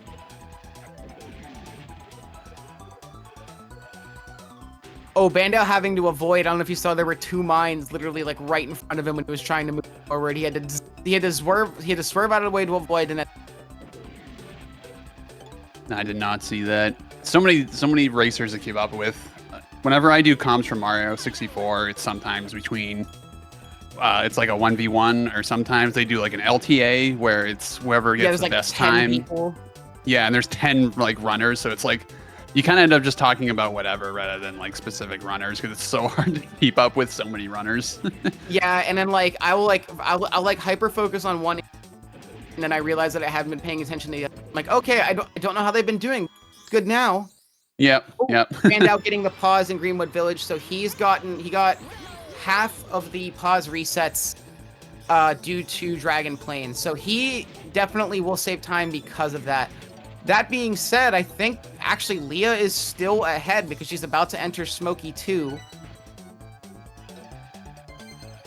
So despite the missteps in Dragon and Bandow's better RNG, Leah is still coming out on top in this scenario. But there's still an entire Spaceland to go. This whole run can happen in Spaceland, so everything can get nuked in Spaceland. Ooh, that jumping the gap for that one above the well looks tough. definitely, yep. I always thought going down that well was faster because it was like, oh, it's a shortcut. Clearly, it's faster and harder, but no, it's a lot slower. Yeah, it's kind of a meme among runners to talk about that because it's like one of the things where it's like, why aren't you? Speedrunners like, why would we go down the well? Right. It's like, yeah, it would seem like it would be faster because it's meant to be like a shortcut, but it's like you spend a lot of time falling instead of just moving forward. Yeah, and then same thing with this Greenwood Village shortcut over there on the right where Bandow was. It's like, you would think that's faster, but it's not. Yeah, actually it's slower because it's like a larger circle line to take. Yep. Missing the pause here, but luckily it was coins, so it's less consequential now.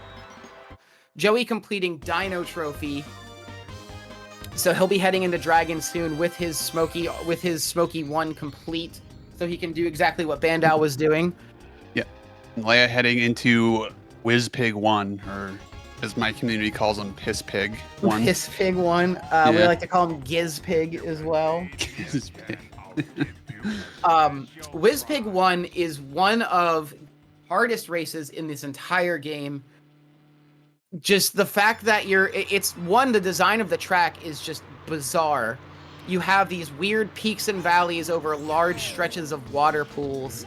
And obviously it's there to be punishing because falling off the beaten path in Whizpig 1 is a death sentence for your speed and probably for the overall race itself. Yeah. And obviously, Whizpig 1 isn't too awful in the... Oh, that's an interesting strat. Doing the plane challenge to move to the loading zone faster. It's interesting. Is that what you're supposed to do? Is that like faster? I think it's I've never seen anybody do that. That might be a slight, but it makes sense. So it like teleports her slightly closer to the finish line.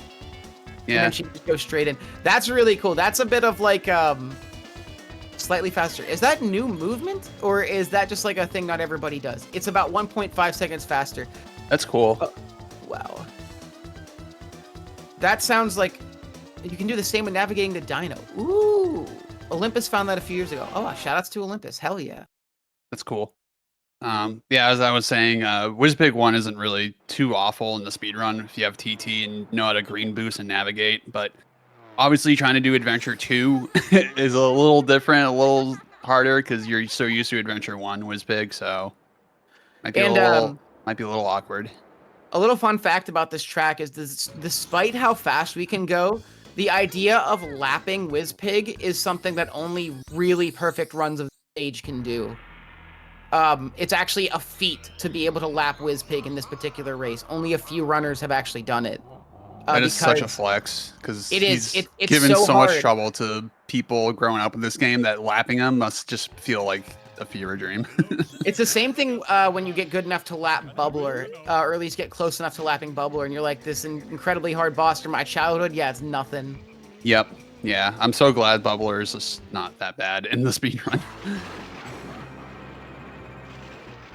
All things I remember as considered, a kid, I didn't understand how to do green boost until I read it in like a Nintendo Power magazine that if you let go at A before you go over a zipper, you get more boost, obviously. So I never really knew that because I never read the text as a kid. Because the text tells you like when you beat, I think Dino 2, that it tells you to like, hey, try letting go of A before you run over a zipper. I'm like, I don't read it. yeah, I didn't know the so game like, actually whatever. told you about that. And because of the fact that it transfers to DS, I was like, this is an intended strat. Surely, like they wanted you to let go. It's very interesting though because it's like, I don't know, it's so, like we were saying, it's so anti-ethical to what you want out of a racing game, to let go of the accelerator. It's so, I don't know, it's just such a forehead strat. Yeah, but yeah, when I found that out and beat WizPig for the first time, I was like, oh my god, I beat WizPig. And then as soon as I beat WizPig, I was just kind of going around the level, and then I unlocked Future Funland, and I'm like, wait, there's more levels to this game? And that's how I found out about the ending of the game. I didn't know there were more tracks. And it was like DLC to like a childhood game.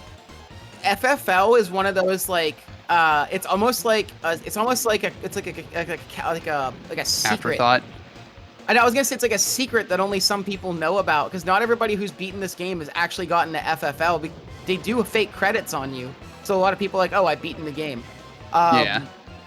And Trident Tail will be the first to tell you that he actually didn't know about FFL, and that's what inspired him to do the speed run. As an adult, he found out about FFL and then had to go back to the game and unlock it, and he started speedrunning it. Really? That's so funny. It's so funny. It's like you wouldn't expect somebody who's that good at the game to not have known about FFL adult, but it really is. It's like it's a relatively well-kept secret in the game. They don't tell you, go honk at this. Yeah, it's very specific of what you have to do. In fact, in DS, they go out of their way to add an extra little bit after you get the final trophy to say, all right, try go honking here. Oh, because yeah, that makes sense. they I think they were tired of people missing it. Yeah, no, I totally understand that. Ooh, Leah ripping through Space Dust Alley. This is one of those plane tracks. It's like, it's up there with Everfrost Peak. It's like, you can go so fast, but oh my god, does this level want to stop you at every turn. Yeah. Space Dust Alley is probably one of my favorite plane levels. At a high level, this is one of the coolest tracks in the game, and it is one of the most risky tracks in the game because there is nothing. Wait, what am I trying to? There is almost no way to get through this level without bonking on something at least once. Yeah, bonking or getting hit by something just like there, getting hit by the laser. The rocks at the end really give me trouble because they just randomly are in the way. I'm just like, ugh. Yeah, the giant meatballs. Yeah, the purple balls at the end here. making Somebody's paving the making a way. guest appearance before they show up in Whiz Pig 2. Oh, nice. And that she 3 gets the pause pause. reset. Yeah. Yeah, I whenever I'm doing it on a run, sometimes I exit the course and I'm like, wait, no, I wanted to reset. I It's so lost funny. time. I feel like that's that like sometimes the pausing is like that because it's like maybe you weren't expecting to get it, or you're just on so much adrenaline from getting the pause that you like buffer your stick movements, and you're like, wait, no. Yeah. Well, you're so used to going to the second option. Yep. It's really funny. That's like if you're playing Mario 64, we always continue without saving. It saves time on lag just a little bit. It's like if they changed that like in TTC or something, or Rainbow Ride. It's just like, why would you change it? You know? Yep. It's the same kind of thing. Leah might be able to sub 2. She is on really good pace for the most part. Yeah, Adventure 2 obviously doesn't have the same level of optimization, partially because it's very difficult for runners to do Adventure 2, just because of muscle memory reasons, really. Oh, Yeah. that coin is almost perfectly placed so that you'll bonk. Yeah. She was trying to like do the barrel roll to the right to try to avoid the bonk. That would have been cool if she hit that, but fortunately not. Okay, Bandow, will he get his pause reset? Yes. Nice. Bandow has been really, really good at this run. Yeah, Bandow and Leah have honestly been in pretty close contention almost this whole time. They're only about 2 laps apart at this point. That's the worst. Boosting into a wall, losing your boost and momentum. That's just like a double whammy. Yeah, losing speed in this game just feels terrible. Like the game makes sure to go out of your way to like it takes ever to get back to it. Yeah. Leia missing the boost there, but not a big deal on that one because you can just continue on. At least you got the silver coin challenge. All right, Dark Moon so. Caverns. This is one of the hardest car tracks in the game. It's so bouncy, and the geometry is so weird. It's very hard to control this track properly. Yeah, I had a hard time doing this one as well when I was first running because you go in such like random directions and then you get so many zigzags in these tunnels, so it's hard. And then this turn there, like that turn is really hard to like try to optimize. Oh, she's going for the out of bounds too. Of course she is. Oh, there's an out of bounds there? Okay, yeah, so we'll see if she gets it. Because you can do it on this loop. So basically, by smacking TT almost completely 90 degrees into the loop, if you do it in just the right way, TT will actually get launched and he'll fly through the air. He'll skip. You can either skip one loop or both, depending on how you got it. And you have to navigate through the air, and then you end up driving straight through the starting line. It's crazy. So we'll see if she can get it, but it is really, really difficult to do, especially in an RTA category. It's basically just... Oh, she got it! Look at this! And what the hell? That was crazy. I've never seen that before. That was cool. Yeah, that was found a few years ago, I think by accident. And people then figured out that if you smack TT like 90 degrees into this just the right way, it will do it. So then people grinded like it in time trials and stuff, and it's found its way into RTA now because people have gotten good time trial. Wow, that is Yeah, she's not even going for it on lap 3. She's like, I did what I had to do. Oh, got the pause too. Ooh, that's really good. Yeah, gaming. Fun fact about that out of bounds is that there was a 3-way ATR race. I don't remember which GDQ it was, but it was one in the 2020s. I think 23. It was a 3-way race between Sweener, Obayo, and Trident. And Obayo got Dark Moon out of bounds during that AGDQ or GDQ showcase, which is cool. Really, really cool. Wonder if anybody else... If anybody else goes for that loop skip, it will probably be Joey. Joey is the kind of person to go for that stuff. Yeah, I always love when like you're watching a GDQ run and then they do something crazy that they like never do. It's really sick. Yeah. It's like when I did sign clip in HMC. Oh You're- yeah, You're it's never really catching cool. me doing that in a run. It's really cool that that is at a point where it can be used RTA. Yeah, Even if it's saves still, like like, 2 really hard. seconds. It's like huge time save. It's funny how the more optimized games get, like a huge time save becomes a smaller and smaller amount.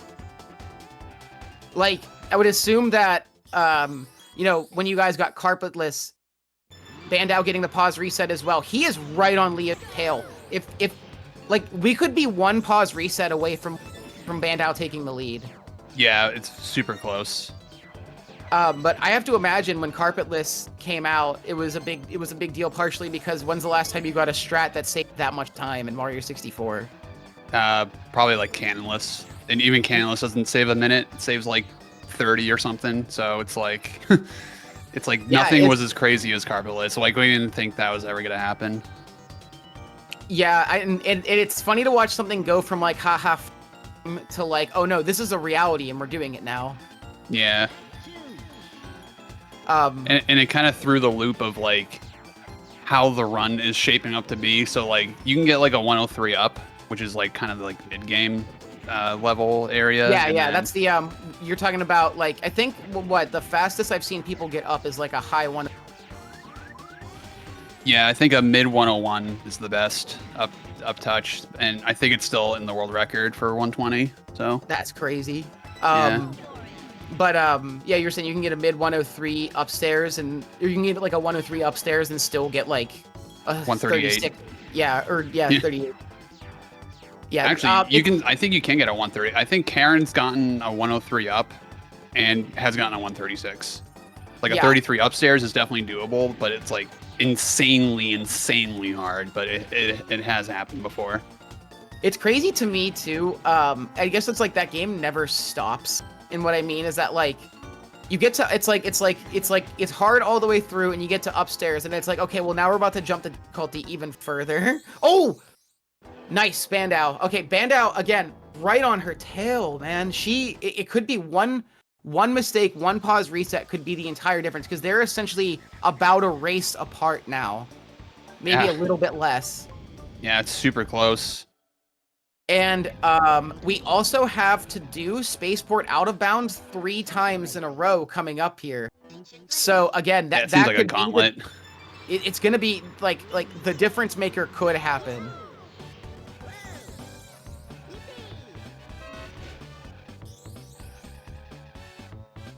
Overworld Warp 2. Yeah, something as simple as Overworld Warp could make a big difference here. Yeah. You can warp into Spaceland, right? Is that a thing that can happen? No, the only 3 warps are Dragon with Car and Plane and Overworld, as far as I'm aware. Maybe there's like a secret 4th option, but I think it's just those 3. Okay. It's very weird, because people want to look into like this something seed this RNG, but as far as we know, it's completely random and we don't know why. Do we Just know like if this is like PB pace for Leia? It seems like a really good run. Yeah, I actually don't know what her Adventure 2 PB is, if she has one, to be honest. Let me look at First run. speedrun.com. Okay, Diddy Kong Racing on speedrun. What do we got? Adventure okay, I 2 see 100% Sweener. world record is a 146 by Trident. Wow. 146. Wow. Trident is so good. He's so Yeah. good at this game. I mean, he grinded it a lot and practiced it a ton. So Yeah, you know. it was really cool too, because it was so out of nowhere. Like, I wasn't expecting to see any high level players like take on Adventure 2 seriously. Yeah.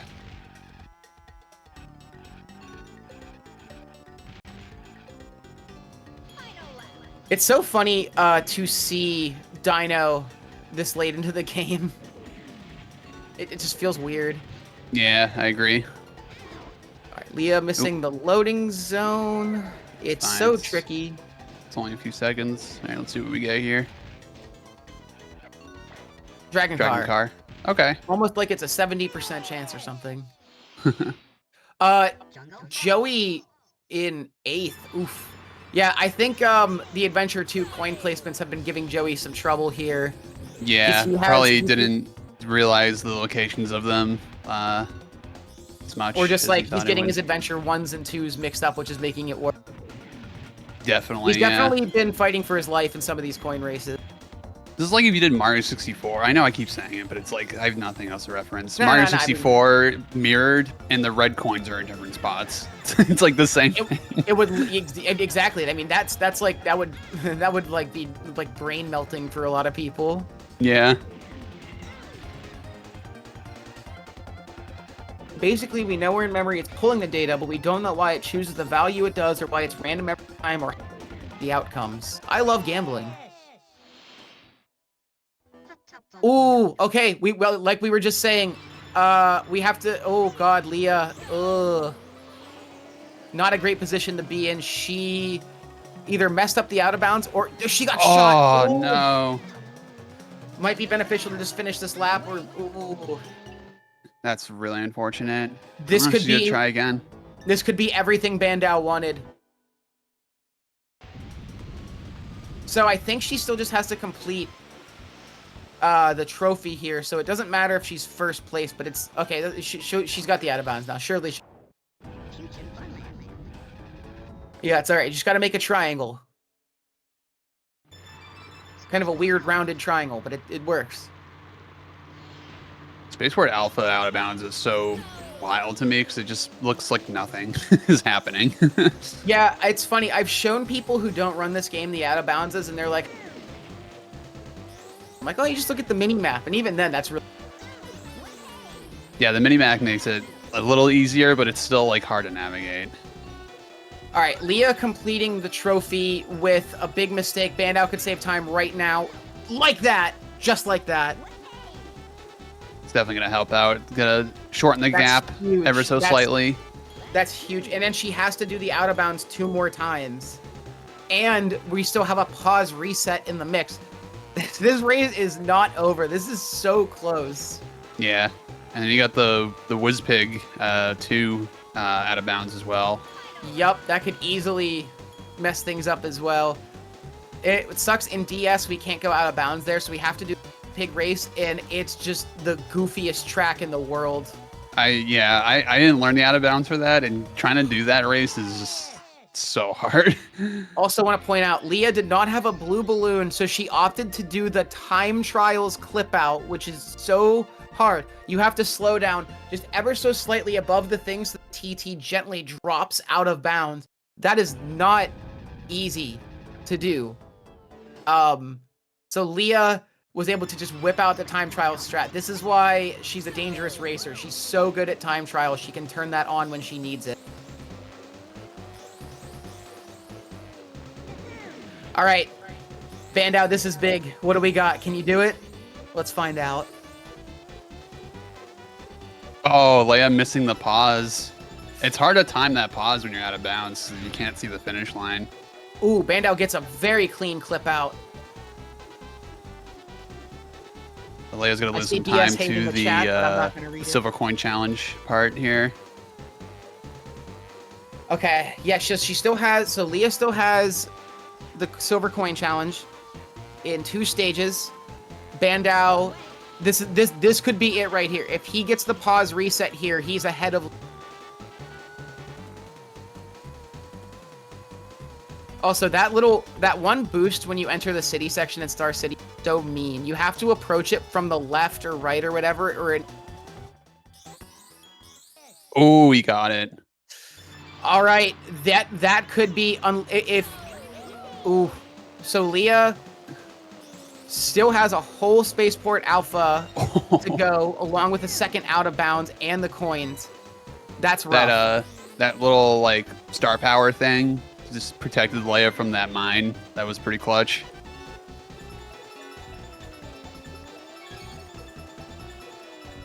I can't prove it, but I'm pretty sure. Oh, nice. Okay, so she again gets the clip out. Oh my god, that was close. I'm sorry, Bandow gets the clip out. I was looking down, but thinking about Leah. That's fine. Wow. Yeah, this is really close. This is nuts.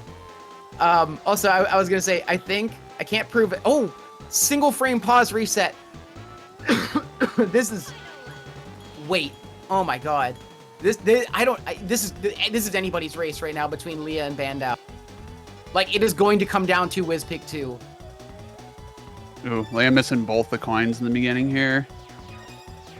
All right, Bandow needs one more coin. Got it. All right, just get the pause. Just get the pause. Come on, you got this. Oh! Oh, get a good God, shot. they make it look so easy to get a first framer.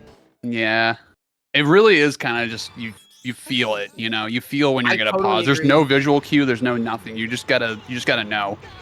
Oh Yeah. no, Leia falling down in Star City. That's not good. That's okay. Yeah, that again. Bandow is really saving a lot of time over her in Yeah. FFL here.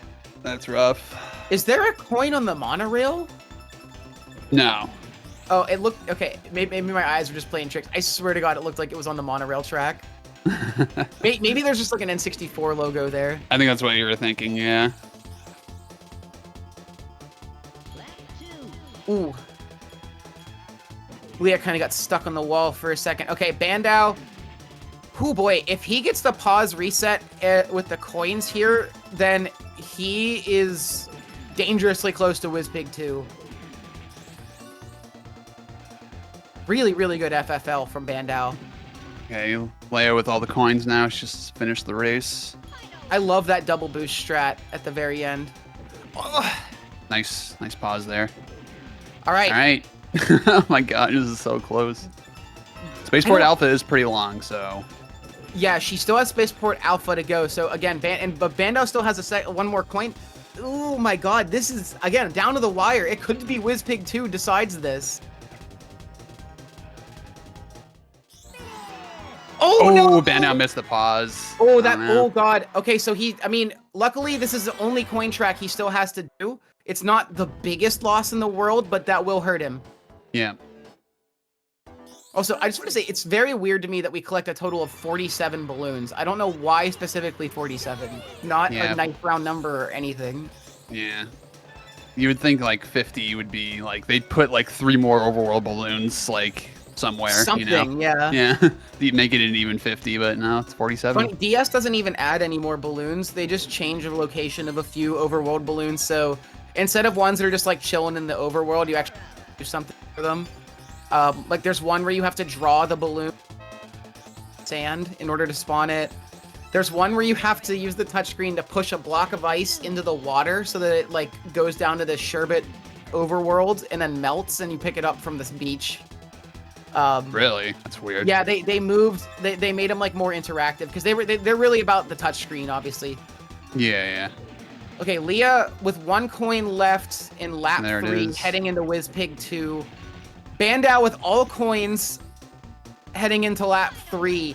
Again, it could be one mistake in WizPig 2. Oh my God, this is so close. Yeah. As long as Leia doesn't make any like huge mistakes, I think she might take the win here. But you know, could be anyone's game. So. It's still too early to call because WizPig 2 out of bounds could go poorly for one of our. Oh, okay, Bandow getting the pause exit there. That's good. And Dude, heading into WizPig 2. This is very close. It's insane to me watching people be so close over the course of 2 hours. Like, yeah. Especially with a game this technical and this RNG heavy. Like, let's not forget that both of these runners got completely different RNG too. Like Leah kind of got the worst RNG possible, whereas Bandow was definitely got a few gimmies. Yeah. Well, Leia did get like tricky first try on tricky one, so definitely helps. I think they're somewhere in the realm of like 20 seconds apart. That's like a guesstimate. Leah getting the out of bounds nice and good, but she lost a lot of speed, so she needs to speed up. That could be it as long as she doesn't clip back in or mess up her checkpoints. Bandow hitting the little pillar there, getting hit by the shot. Oh, that's not good. Okay, Bandow, don't. Okay, I was worried he was gonna hit the red balloon. Bandow's a little wonky going into this. It's not the best setup, and he doesn't make it. That's it. good.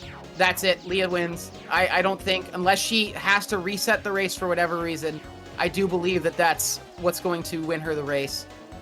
Still, should not be discounted how good of a performance both racers had. Yeah, double sub 2 in a race is really cool. And I don't want to discount Joey. He unfortunately had some bad coin races, which definitely hurt him a little bit, but Joey is still a very good racer. It's just that Leah and Bandow ended up so close. Leah missed a checkpoint and is now fighting to grab it. Ooh, that let Bandow catch up. They're literally a lap apart, but she's like right into the finish line. It's gonna be Leah. It has to be on. Yeah, she's approaching the finish line. There it is. GG's. A 157 sub 2 time from Leah. GG. And Yeah. Bandow clips back inbounds. Unfortunate, but it's lap 3, so let's just let him. He's got it. He's gonna finish it out. He can still finish sub 2. I think it ended up being a 156. Well, actually, well, yeah, it might be a 156 because they started like 15 seconds. Oh, you're right. Because Yeah, of so the that's delay. probably like a 156. Yeah, it's probably a high 156, which is insane. Great time for Adventure 2. Yeah, and she has the, and GG from Bandow, a 157. GG's. Wow. So basically like 50 seconds apart. Wow. Not yet. Like, over the course of 2 hours, completely different RNG, and yet not even a minute. Just such an impressive display from the runners here.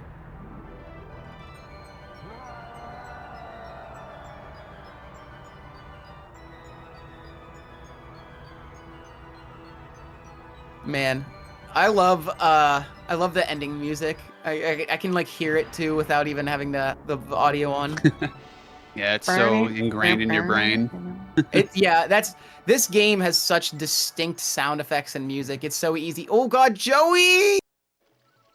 Oh no! Oh my God. Lost the whisper phrase. So nice. He was right behind him too. Unfortunate. Joey has not had the best luck today.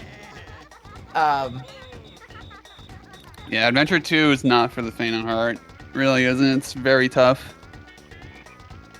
Yeah, like it should be said that most most high-level runners of this game might never play Adventure 2.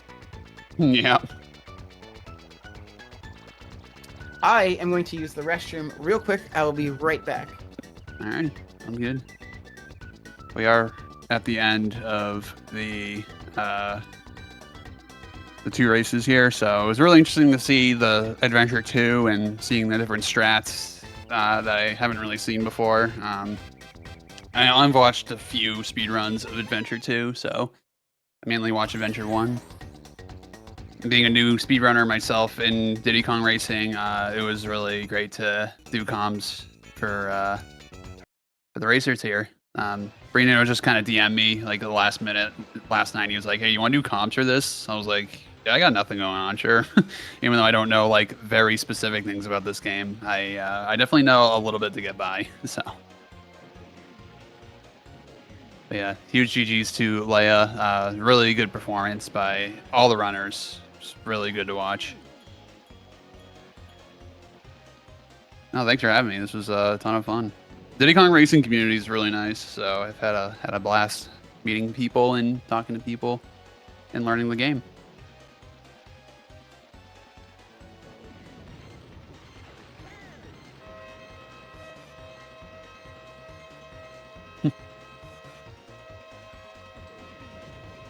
Oh, thank you, Bandow. It was super chill. I always like having a good time doing comms for games I'm not familiar with. It's definitely a privilege for sure. So I've done comms for like, I mean, it was before I did a lot of Banjo. I did comms for like Banjo LTAs. I did comms for a Super Metroid LTA. I ran that game for a bit, and I barely didn't know much about that game. I knew a little bit, but not a ton. And I was in the booth with somebody who was like in the community for like 15 years, and I was like, how long have you been speedrunning? I'm just like looking like a dunce. But no, it was a great time. Very fun. Would love to participate in more Diddy Kong Racing races as well, or maybe even take a part in them. Maybe I can race myself when I get better at this game. when I get my sub 2.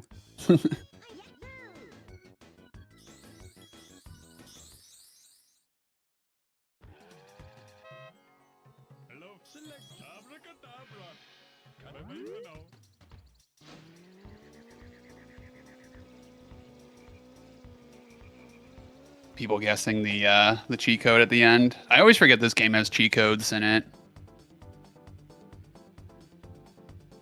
Bye bye balloons. That's good for time trial practice, I guess, right?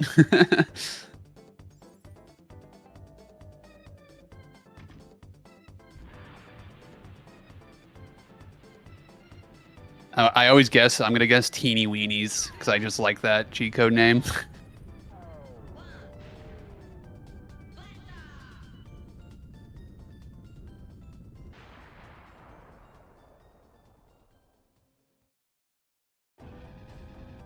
Old? Let's see what we got. I am right. Let's go. I win.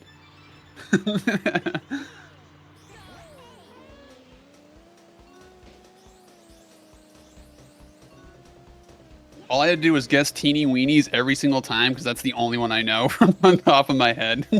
And I'll be right at one point.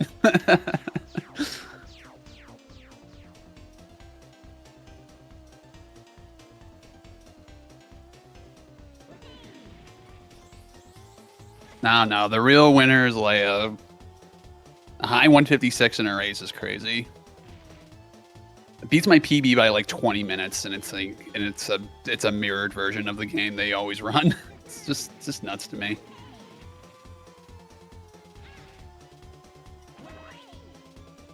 And I did go back and I forgot to highlight my VOD for my PB earlier last week, so I went back and highlighted it, uploaded it. So.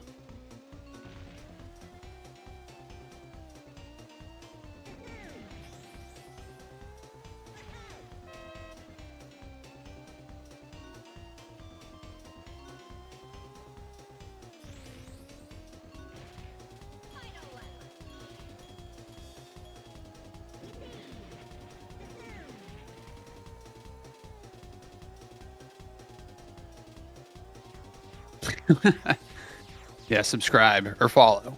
If you can't subscribe, definitely follow. I can be very scary in this game. I mean, this game is really, really hard. It's like over time, it's basically movement that you really need to end up being good at, and that you can't just get good movement overnight. Just like Mario 64, like your movement's not going to be night and day, you know, in like one sitting. Like you definitely got to grind this game and grind time trials and stuff. So I think like, you know, if I practice enough, like I think sub 2 would be a good goal in this game to get for 100%.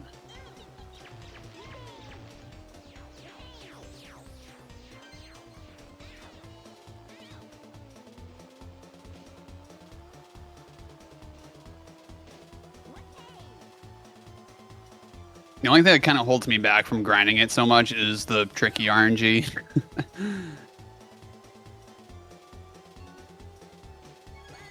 It's like one thing that I kind of am a little hesitant on trying to push because of that. But it's early in the run, so it's like not the worst.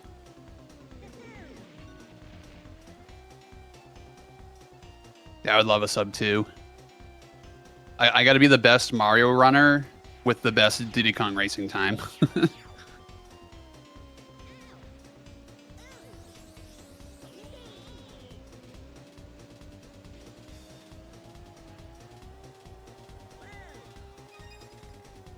Oh yeah, I forgot about that coin placement. That one threw me for a loop when I did Adventure 2. That one was really awkward to remember. Got to beat D's 207. Yeah, I definitely want to beat D's 207. I definitely will. I gotta learn the out of bounds. My run has no, well, besides the volcano clips, I have no out of bounds in any of my runs because I didn't learn them yet. But I think once I get my retro tank fixed, I'm gonna try and learn those out of bounds.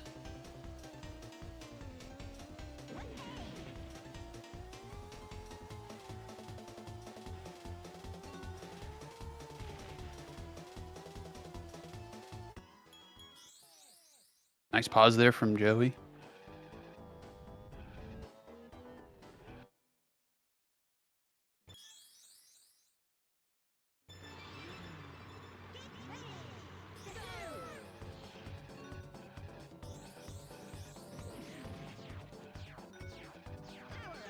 But yeah, I think over time, I think the movement will get better and the races will get a lot faster. I just gotta like understand movement tech a little bit more because I still have a hard time trying to figure out what's the fastest movement option in certain areas.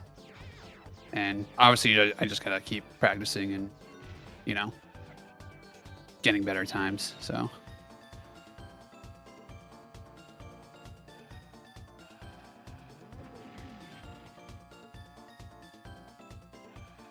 Yeah, plane is tough. Hovercraft, I have a hard time with too. One day, Diddy Kong Racing will be faster than 120 star. That would be sick. You guys can bring it down to like a 134, 133 with like new strats or something or new discoveries.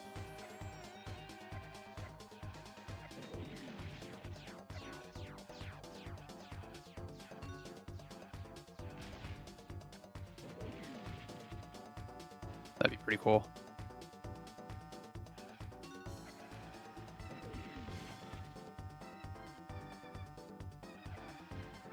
Yo, back. Sorry about that. Yo, welcome back. No, that's fine. We're just talking and telling them I will try to get like a sub 2 in this game, I think, at some point. Bloke, that's me. Yeah, you should. You can definitely. I think you could sub 2 soon, to be honest with you, from what I've. It's one thing about this game is just I feel like it's almost hard to see improvement sometimes just because like it's like invisible improvement almost. I feel that way about racing. Like you kind of just get better at controlling the car and it somehow just leads to faster times, you know what I mean? Yeah, it's like all movement, really. It really is like the Mario 64 of racing because it's mostly movement that you gotta. It's like that you really need to pay attention to, and that doesn't come over. That's not like a thing that happens overnight. That's like something that builds over and over, like as the months go by. It's yeah, it's just like continuous. What's my thing? Continuous improvement, like in small ways, and it just builds up a lot. Yeah. My copy of ASR DS came in. Thank God. Somebody else will play Sonic and Sega All-Stars Racing DS with me. I picked up that game for fun. This happens to me a lot, especially because I have. Sometimes I'll pick up a game for fun, and then I'm like, oh, let me just look into a speed run, and then before I know it, it becomes a thing.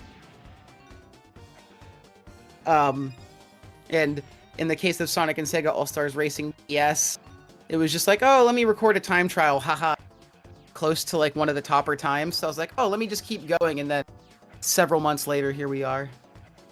I feel like that's just how speed games go. If you're like new or if it's like a new game, it's like kind of like early speedrunning where a lot of people were just like, I'm gonna beat world record, why not? And it's like a popular game like Mario Sunshine or something.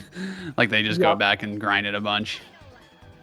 It's really fun to see people that come in and are like, they have a very specific goal in mind and they work towards it. I'm a little bit more free flow that I definitely like to hit, but sometimes like, you know, it can be hard if you're hitting your head against the wall repeatedly and not making your goal. So I'm definitely somebody like the reason I like to run a good like mental break to be able to jump from one to the other whenever one is like, and it helps a lot. I think some of the stuff, I don't know, like absences away from a speed game, then you come back and you're just suddenly better. That happens to me a lot. So breaks really are OP. Yeah, the mental reset is definitely a huge thing, especially when it comes to a game you play a ton of and you go back and you're like, you're refreshed, you feel better with like your movement and like you're not like even like getting frustrated as easily. So, oh, nice overworld. Oh wait, no, never mind. That's not the warp. I'm dumb. I was like, wow, great job. And he, yeah, okay. Yeah, in the same vein, It too. I feel like sometimes you just come back to a game and you just see it differently almost. It's hard to explain, but you just kind of see like, oh, like I wasn't taking this turn as tight as I could be, and now I'm capable. It's so random, like what you start seeing when you take breaks and come back and like with a fresh perspective and Yeah, definitely. Like I'm still taking my break from Mario 64, and I haven't really touched that game since GDQ at all. So yeah, and I mean like you're at a level of Mario 64 where it's like you're in TM if you want a good time. oh yeah, I need to be degenerate to get like better times at this point. Like I'm at like a huge point in the run where I'm like, okay, I need to actually like for that reason practice. Sometimes it's almost like suffering from success. Like if you get too good at a speed game, then it becomes like a because I definitely see that happen to people, like where it's like they're like a top runner in a game, they want time, just enough bullshit in the game to keep them resetting for like and it sucks for sure, like where it's like, oh, you could technically be doing this, but just for one reason or another the game favor and you have to put in long hours to Definitely. And like too, I think a long grind low-key makes you worse sometimes, because when I was grinding for a world record Sonic Generations 3DS, it was very grueling because after like a month of not getting it, I started to worry that like even if I start to get on pace, like am I even going to be able to touch it because I've barely made it to endgame on, you know? Because it's like you're so rarely on pace if you're at a really high level in a game. And you're so rarely on pace for a good time that like the nerves really set in if you haven't done it for a while. Yeah. That's why like late game RTAs are very important in speedruns, especially long ones like 120 star. Exactly. No, I totally agree. That's why I think games like Mario are definitely headed in, like the ILers are taking spots because they're the ones that are grinding for minuscule movement improvements and committing some of the craziest shit possible to memory. Yep. And I will always... Diddy Kong Racing is actually the game that showed me I love ILs and time trials, and I will always champion being an ILer as well as in your game RTA, because I think ILing, even if it's not the same exact mental setup, these comms are just love doing this today. Yeah, they really do. There's definitely a slightly different mental between IL running and RT due to how minuscule the time losses you're noticing are. Because when you're ILing, you're like 0.1 second time loss. I don't think so. But when you're running RTA, you're like, I don't care, dude. Just let me move on with my life. Yeah. It's a very different mental mindset, but I do think that ILs are really what prepare you to run really fast under pressure. That's the big thing, right? Recreating the pressure cooker environment that is you can kind of only really do that either banging out runs or doing stuff like ILs to help with it. Yeah, most definitely. And then the longer runs, you kind of just have to take the small time losses and just, keep powering through and have the consistency and like the stamina. It's tough. And there's a difference too in the different types of practice you can do, because consistency practice might be trying to practice stuff. Yeah. Versus somebody who is just trying to like maybe just hit the tricks and not like all the other stuff. Like it's very, I don't know, it's very impressive to me what it takes sometimes to really get a level your consistency down fast, because they are too. I think about Katie 4. She is one of the best Sonic runners of all time. Oh, and, yeah, she's insane. If you've ever watched her grind, she's one of those people, like this is what I talk about, like good ILers. Like she ILs everything, and she's very, very specific about like, I'm going for it all when I do the IL. And you can see that in her gameplay. Like she does stuff that some people don't do because she's just like, I'm going for it all, and I've practiced like near perfection levels. And that's like the difference maker for her. Is like that's why she's able to maintain a grip ahead of other people, is that she ILs a lot, and that's fair too, Sweeney. The game has a lot of problems. That's completely fair. ILs are very different in racing, especially when items make a difference in your speed, like they do. Yeah, items and CPU players as well. Absolutely, too. Balloon race, silver coins, trophy, out of bounds, key grab. All of these are things you're never going to do in an IL, unless you were specifically. So ILs are a good way to get still some stuff that's not going to pop up in an IL unless you're practicing it that way. Yep. Yeah, that's a completely fair statement. I was thinking about too. So I mentioned Sonic and yes, that's an interesting racing game because in ILs they do the reboost items, and so the ILs or something. You know what I mean? Like so you have like a consistent IL strat.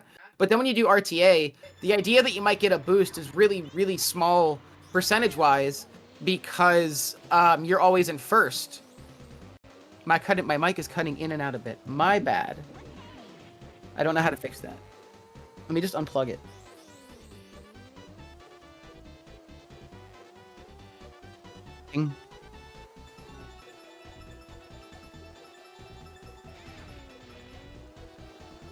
Just scream into the mic. I don't want to do that. That might be bad for our viewers and for my co-commentator.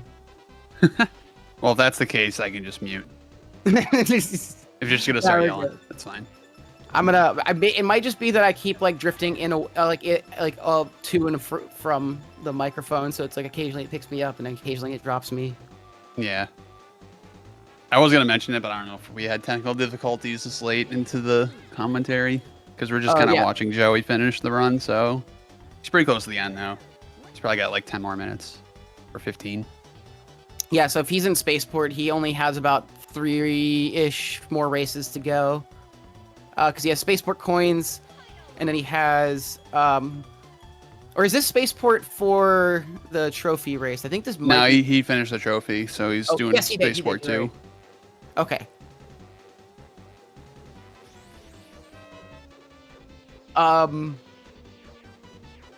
Ouch. Yeah, unfortunate bonk there. Luckily, he was close enough to the end that it didn't matter. I love the retro futuristic aesthetic they have in these space track. Wow, nice pause. He made that pause look easy. Yeah. Yeah, I like some of the levels in this game. Like Space Dust Alley kind of has like that vaporwave aesthetic, you know, like the sunset and like the palm trees. I'm like, this is the bisexual lighting, all of that stuff. Yeah. It was very very vaporwave before vaporwave was even before it even had like a term. Honestly, yeah, the palm trees in space is definitely that kind of like aesthetic. It reminds me of that vaporwave vibe. People love to do like an indoor pool with like Greek statues and like Taco Bell design. Like neon lighting. Yeah, it's also like the pink and purple aesthetic all through that stage is really, really cool. Yeah. And then Spaceport Alpha just is the Death Star. Yeah, it's funny, right? Like it's literally, I was gonna say it earlier, it's French run. That's exactly what that has to be. Oof. I was worried he wasn't gonna grab it.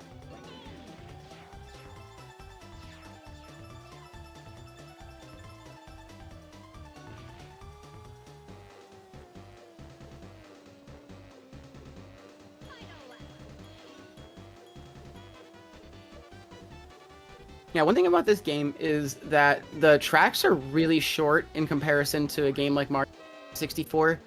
So that some of the longer tracks like Spaceport, like sometimes you're like, oh yeah, like I thought he lap. It's long in this game. Yeah, it is very long. Is it the longest course, you think?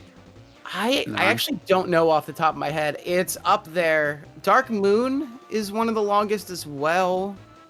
Also, too, I think it depends on what vehicle you do, because it's like, I think this level in car is longer than the lane version. All right, nice pauses from Joey. He's only got 2 left.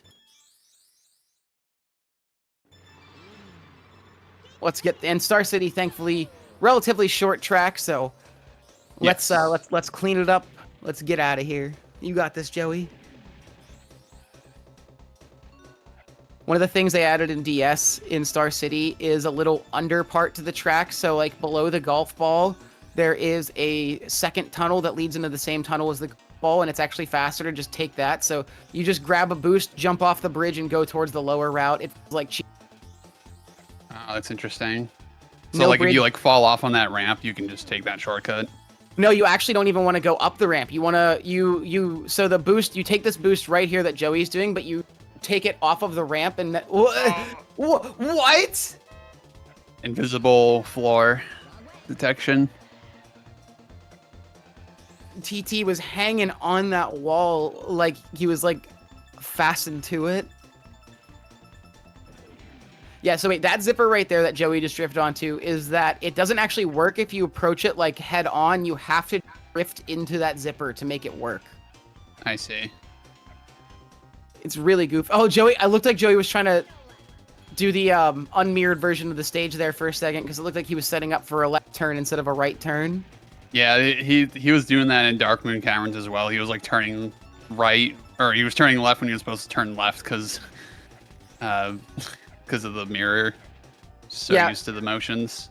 It's been mentioned before, but like Adventure 2 is really high level because their muscle memory is so heavily into the non mirrored versions of the stage. Okay, and Joey gets the pause. Awesome. This means that he gets to do one seamless Star City, and then he gets to do Whizpig too. One more balloon left for Joey. Yeah, I don't know what else to call that part of Star City except like the Epcot golf ball. Yeah, it kind of does look like that.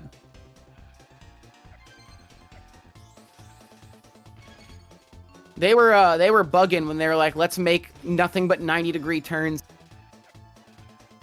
Yeah, they definitely wanted to make this a lot harder than what it needed to be with the turns. There is also, I think, not every plane track has an out of bounds, but almost every plane track does. There is an out of bounds, one of the hardest in the entire game.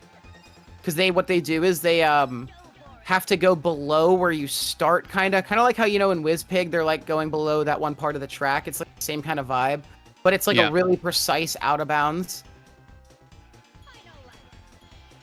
There's a lot of stuff that you'll never see in an RTA run, or at least you'll never really get to see outside of time trials. So I definitely recommend people who haven't seen stage check them out. One fun thing about this game is the fact that so many of the tracks have vehicles you're not really that aren't the default vehicles, and so that there are a lot of ways to run the tracks that might just look completely different than what you're used to. Joey getting a triple boost. I don't think you wanted it, but he got it. And he got the God. pause. That's funny. But he did the reset instead. That's fine. That's funny, though. Ugh. All right. Psychedelic Joey versus Whizpig. Who will win? I have an idea. Yeah, showing Piss Pig who's boss here.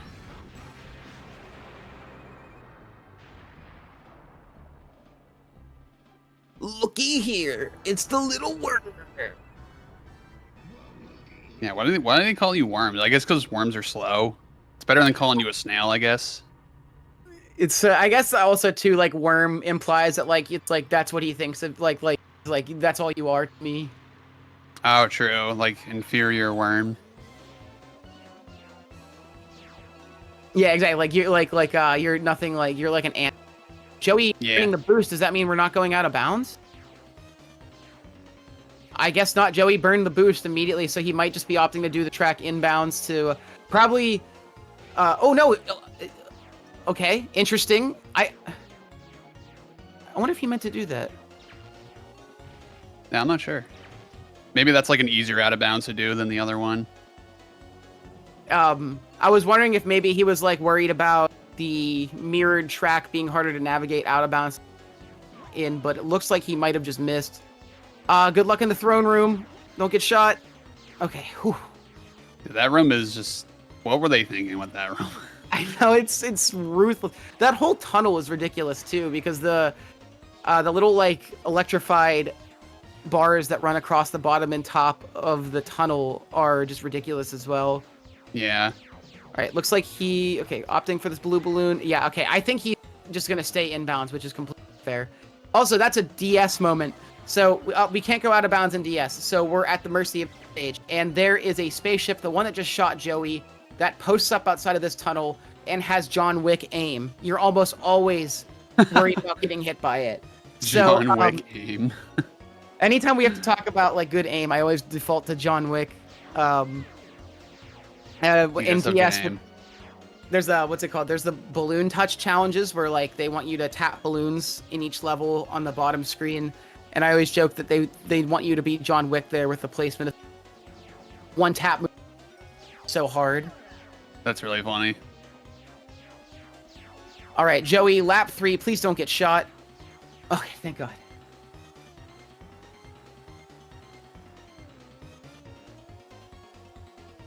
Yeah, those electric beams are really annoying to like kind of navigate through.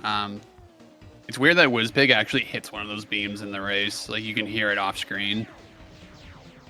Ooh! Oh my God! Oh my God! Go! Go! Go! Go! Go! Go! Go! Go! That could have been really bad. Wizpig was right behind him, and Yeah, GG's. Yay! Let's go.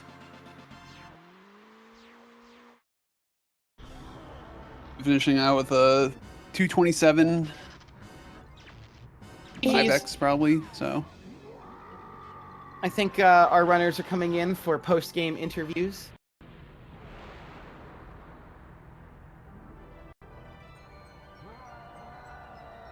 Welcome, Leah. Morning. Yo, what up, Bandow? Yo. And Joey. Welcome, everyone. GG's. Yeah, GG's. Bandow and Leah, you guys were neck and neck for almost the entire end of the. Yeah, it was super close towards the end. We're saying like, oh yeah, one like pause after the race cutscene was like that was enough to like change the outcome of the entire race. But Yeah. You both kept it really close. It was super entertaining to watch. So yeah, GG's. Great runs. Bandow had much better RNG than Leah. So actually there were 2 dragon planes this run. Joey and Bandow both got dragon on. Yeah. So that kind of had a big question mark for a lot of the runs. Sure how it would shake out. And I think Leah, you had a couple missteps in Dragon that brought you and Bandow like really, really close together. And by the time you got to like Spaceport Alpha and Star City, you guys were essentially about, I don't know, 20, 30 seconds apart. And it was literally going to be like if somebody misses a cutscene, the other person's going to win. Yeah, I was like really scared going into Wizpig out of bounds. Like I do not know the lineup for Wizpig out of bounds in Adventure 2. I didn't think it was going to work. I thought it was too far left. But I got out. And then I fumbled the out of bounds on lap 3. I missed the checkpoint. You have to go really far. You have to go quite far into the Wizpig head. Kind of have to go right in there. Yeah. And I missed that on lap 3. Still finishing a sub 2 time, both of you. Thank you. I Totally fluffed Wizpig 2 in that. I just Yeah, I think you clipped back in one of the later later parts of the track, right? I'm trying to remember. Yeah, it was at the Wizpig head. I went too far in and couldn't bring myself to turn quick enough. But yeah, that's how it goes, really. I missed a restart cutscene skip for Star City as well, and yeah, that was really one of the things. Like, so Leah actually missed, I think, a pause reset for one of the Spaceport Alphas. Was it Spaceport yes. Alpha? Yeah, and then so she missed that, so she had to go back and do Spaceport Alpha coins after beating Star City. Whereas you got all of them except Star City, so you had to go back in. You guys were literally both doing your final coin race at time, seconds apart, and it literally came down to Wizpig 2. Yeah, like that. It was kind of absurd how close you guys got by the end of, and especially with such wildly different RNG routes. Because you both opted. You guys were literally in opposite sections of the game for most of mid game. Yeah, so I got Overworld, didn't I? And Leah was got Dragon Yeah, Car. you guys did Sherbert and Snowflake like trade-offs. Yeah, but that I think me and Leah were like really close at that point as well. Like our Sherbet and Snows were almost identical times, to the point where we were still like ahead and behind by the time I got out like Snow and whatnot, but obviously I got Dragon Plane as well, which Dragon Plane was like your that was second crazy. warp. Yeah, that was like literally your second warp, dude. Like that immediately we were like, oh, things. Yeah, I think this was a great demonstration about like just the way that the routes can go with RNG and stuff, because everybody had wildly different things going on. What was I gonna say? Those I haven't really seen full adventure. Some of those are nasty. Like they put them in the worst spots I've ever seen. Anything. Yeah, like during my practice and whatnot, I had a nightmare trying to find the coins. Don't know about Leah and Joey, but Joey seemed to be doing it on the fly today. And yeah, sometimes they are the worst. And though, again, as well, some of them are really good as well. The worst one, in my opinion, is EP, where they hide the coins behind certain walls and whatnot, and you just can't see them. Yeah, they blend in so easily with the background, like with the white and blue. It's like they really were devious with those placements. But my worst ones were in FFL, and thankfully I did find out what I needed to do there to gain ground on Leah. Yeah, tough race. And Joey, overall, how are you feeling? I know you had some more struggles with the coin race, I think. Yeah, I could tell that you were like, you're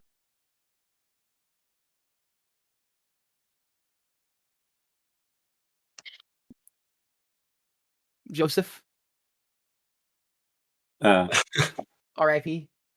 Yeah, rip. I'm speaking. I don't know why it's not. Okay, I guess this we has hear you. like it's not.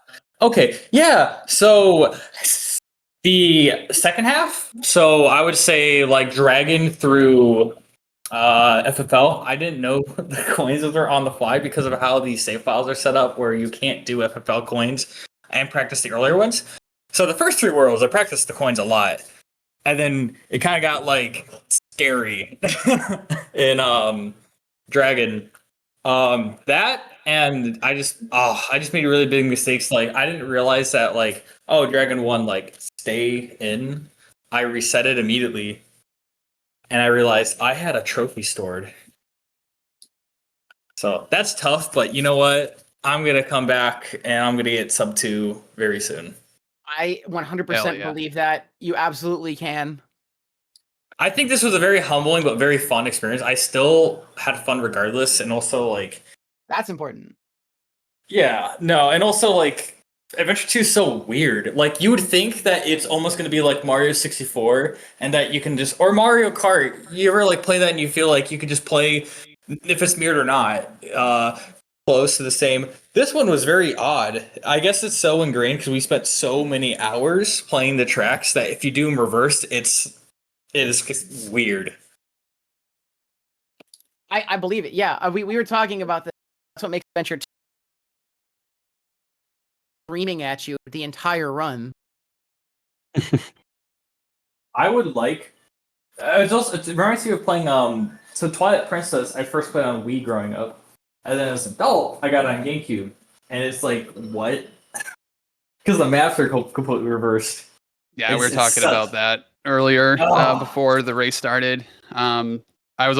there's a mod of Mario 64 where it's actually mirrored, and it's so jarring and so different and so weird to play. So, it's Yeah. probably not as bad as it is in Diddy Kong Racing, but it's still really weird to go through, especially with the coin placements being different. Like that just to top it all off from the tracks being opposite and mirrored. It's just Muscle it's memory so is one funny. hell of a drug. Yeah. It's crazy. You ever see if you take a picture of yourself with your front facing camera, if it's not mirrored, it looks weird, even though it's like because it's different from your mirror reflection. I can't imagine somebody freaking cheesing this by like flipping their capture and learning to play off. Oh wow, that would only be possible if you're using like a retro sync. I feel like because the CRT it's going to be too hard to do it. But if you're going straight to maybe we should have a conversation about banning that. God damn. I mean, Like- I don't think it would really provide. I think it would just be harder, honestly, because like you'd have to mirror your inputs relative to what you're seeing in that case. Imagine somebody who built like an input. Also, Imagine building like a whole- coins. Imagine building like an input mirroring box. That's definitely possible. It would probably add at least like 1 or 2 frames. Like you can get used to like maybe 5 frames of lag, which I mean Leah plays on the LCD. 156 Adventure 2 on LCD. I swear it's not that bad. I play on LCD. It makes me cry. I can't. I have to be on CRT. As an LCD enjoyer, the retro sync has been the greatest thing ever. CRT for life. My parents hate me like coming home and dragging up like a giant TV upstairs. We always used I will to. always play on CRT. We had a I buddy of always mine in play on college he had a CRT because he was a Melee player, and you could tell when he was playing Melee because you'd walk out of the elevator, like the CRT whine from like down the hall. Yeah. Good old fashioned CRTs. I can't hear the whine anymore. But I do have like when I have friends same. over, they'll tell me like, "Hey, like there's this really high pitched sound," and I know it's a CRT. Unfortunately, like I would love to have a CRT, but space says no. CRTs are the least space efficient things in the universe. In my so I have 2 TVs. I have my living room setup, which is like my big CRT TV. But when I lived in Michigan and when I'm moving around, I have the small 13-inch TV. Those things are like great. They could sit on like a desk. No, I do wish I had something like that, but I kind of like having everything run through an HDMI setup. It is convenient for that. Did you have a PVM, Joey? I have. I actually sold it. I had one for about 2023 through 2024, and I used it for just PAL mainly. That was the reason why I got it. I never really played NTSC much on it because I have a living room TV that's already set up for it. Yep. Yeah, because I have the Sony PVM that is 13 inches as well. It sits right on my desk next to my setup. It's perfect desk format. So mine was a black and white security monitor. I'm pretty sure it was used at like a bowling alley. It was on Facebook Marketplace for $150. Nice. Playing DKR in the security setup. My TV was used in a hospital. TV. They used it for colonoscopies. So. Oh wow! Imagine having burn-in. Oh my god. That's gross. Bro's got the fucking butthole cam. Yeah, I do. I got 137 on that butthole cam. So you can never give up that CRT now.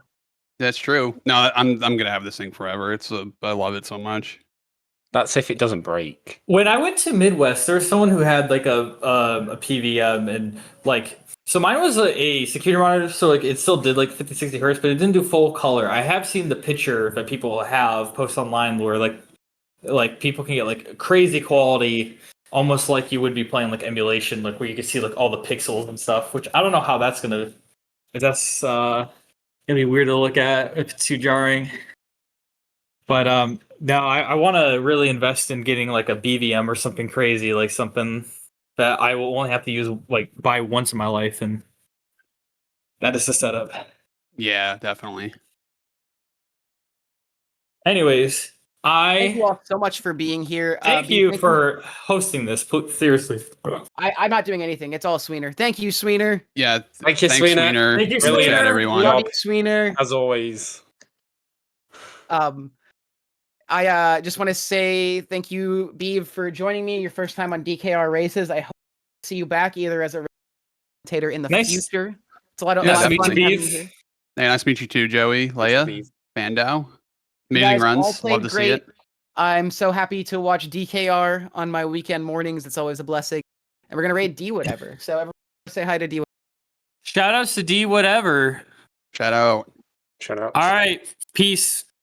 Bye. Bye. Bye.